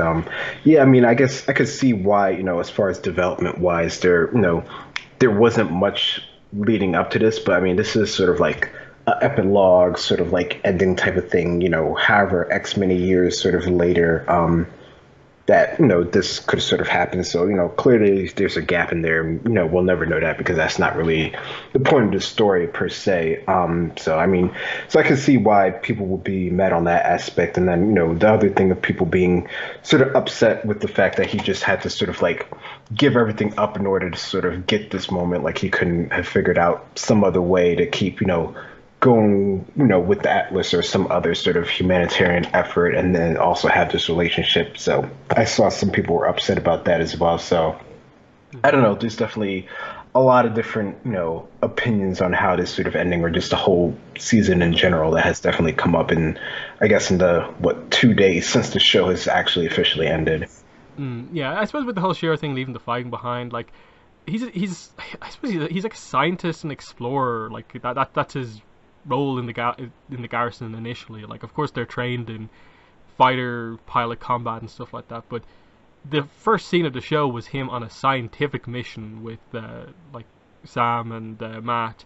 So I think the whole idea that like he had to like people saying like, oh, he had to leave the fighting behind to make this relationship happen is like, not really. Like, I think what they just mean by the, like, leave the fighting behind is that he's no longer required because he's such a good leader to be involved in every single battle that takes place. That there are now people who can do that instead of him. That he can have his happy, peaceful life. That because he isn't just a warrior. He's not like kind of Keith and maybe some of the Galra where he's just super like all like that. He was kind of forced to become that kind of character because of the being captured by the Galra, but still nice enough. And then the very last scene of the show is the lines out in space, and they focus in on the fact that one of the constellations looks like Allura. So, um, kind of establishing that, like, almost in a way that Allura doing what she did, she will always be remembered as like part of the cosmos now because she basically helped to make it, bring it back. Um, it's a nice little moment. As a kind of like fun little ending moment. But I still would have like slight issues with the fact that like I don't know how strongly I feel about like the fact that they have to have the lines just go off on their own and basically just make up the excuse that like, oh, Voltron's not needed anymore. Just like, really, nothing bad's ever going to happen in the universe again. Like we won't ever need Voltron. Um, in that I think they could have had some cool moments of like, okay, Lance isn't the Red Paladin anymore. It would have been cool to see in the flashback things who are the new paladins. Like, do the MFE pilots, as a lot of people have kind of predicted and theorized about, do they become the new paladins, or the next generation coming up? Who does become the next paladins? I think that would have been a nice little thing to kind of end on, of just like almost the second group of paladins kind of watching the third group of paladins do something. Just as like a generational thing that they're kind of passing on the torch. Given that it was mentioned a couple of times, I think that would have been cool to do. Especially because the blue line leaves the end of the series not having like anyone in its seat. But do you have any thoughts on the kind of the Allura in the constellation thing bit at the end? I mean, I don't know. I guess it's a nice sort of gesture, just of her sort of watching over the universe because she gave up her life for it. So I mean, they did that once before where they showed like another being in the constellation. So I guess there's some precedent for that sort of thing being sort of something of this reality. So I think it's a nice gesture. I don't think there's not much to it really, other than to see the lines there. And I mean, I don't know. For some reason, I would think like the next time something were big that sort of happened, the Lions would sort of come back just because they would know that there's that need in the universe again. But I don't know, it definitely does more apply that, at least for, whatever X amount of years that, maybe there's peace in the universe. I don't know. Maybe that's how they're trying to sort of take it, you can see it as the point of view. Hmm. So yeah, that is the end of Voltron. After 8 seasons, the show has come to an end. I think it's popular enough to where like they might continue the comics. Like it still has. I suppose in singles, it just finished the last kind of comic story it had, but that was set like in between season 4 and 5. I think they could continue to do stuff in the comics if they wanted to. Even if they switched them to being more kind of plot heavy, like the Avatar comics, I think there'd be a market there for that. So I wouldn't say it's like completely over, but at the same time, maybe the Voltron property, maybe they don't feel as strongly that they could do more. But there's always hope because it was such a popular show. But my I suppose overall thoughts on the ending are that as I said at the start, I overall thought it was actually really good. I think they did a lot of good stuff with the characters. Unerva's motivations as a villain, most of the stuff around her defeat, I thought was well done. Little bits along the way, like I think strong Lance development, little bits with Hunk, I thought were well done. Even giving Oxia, Zethrid, and Ezor a bit of an episode to themselves, I thought was nice. The MFE pilots getting a chance to shine in the kind of vlogging episode. And I think they did a lot of nice stuff. It's just a few little issues towards the end of like I'm not exactly sure how strongly I feel about like was it the right decision to kill Allura off versus I think what the epilogue maybe could have been if there was this really really happy Lance Allura relationship and maybe you see them with a kid. I think that would have been this really fitting thing with just how many times with Allura and Lance they mentioned the name family, the term family. Like it would have been, I think, very fitting to do that. And it's a bit unfortunate just because as we go through it there, they didn't really do a lot with any of the relationships despite them being a bit more of a focus recently. So there's that. And then the only major plot point I think that's a bit weak is the whole entity thing. I think they brought it up and I'm like, cool, it's finally back. They're committing to doing something with it. And then it felt like it just got lost in the crazy setup that they had to do with the reality shifting and bring all these different pieces of the tech in to make it happen, and it just got lost along the way. And but I don't think any of the negatives are bad enough where it really brings the series down. I still think that overall Voltron is a very very good show. It just I think a little bit along the way in like every one of the seasons there were always like little things where maybe they resolved the plot point too quickly. They set it up for ages and then it was just over like that, and they didn't give it enough detail. But I'll always praise the show for taking like the shock idea of like that the core team, most of the core team are going on to Voltron as their next project, really, and turning it into such a great character-driven, emotional, dramatic series that wasn't just like mech fights of the week type thing. In that, I suppose arguably you could say that the actual mech fights were probably one of the weaker aspects of the show if you really judge it against the quality of like a lot of the other character stuff and so on.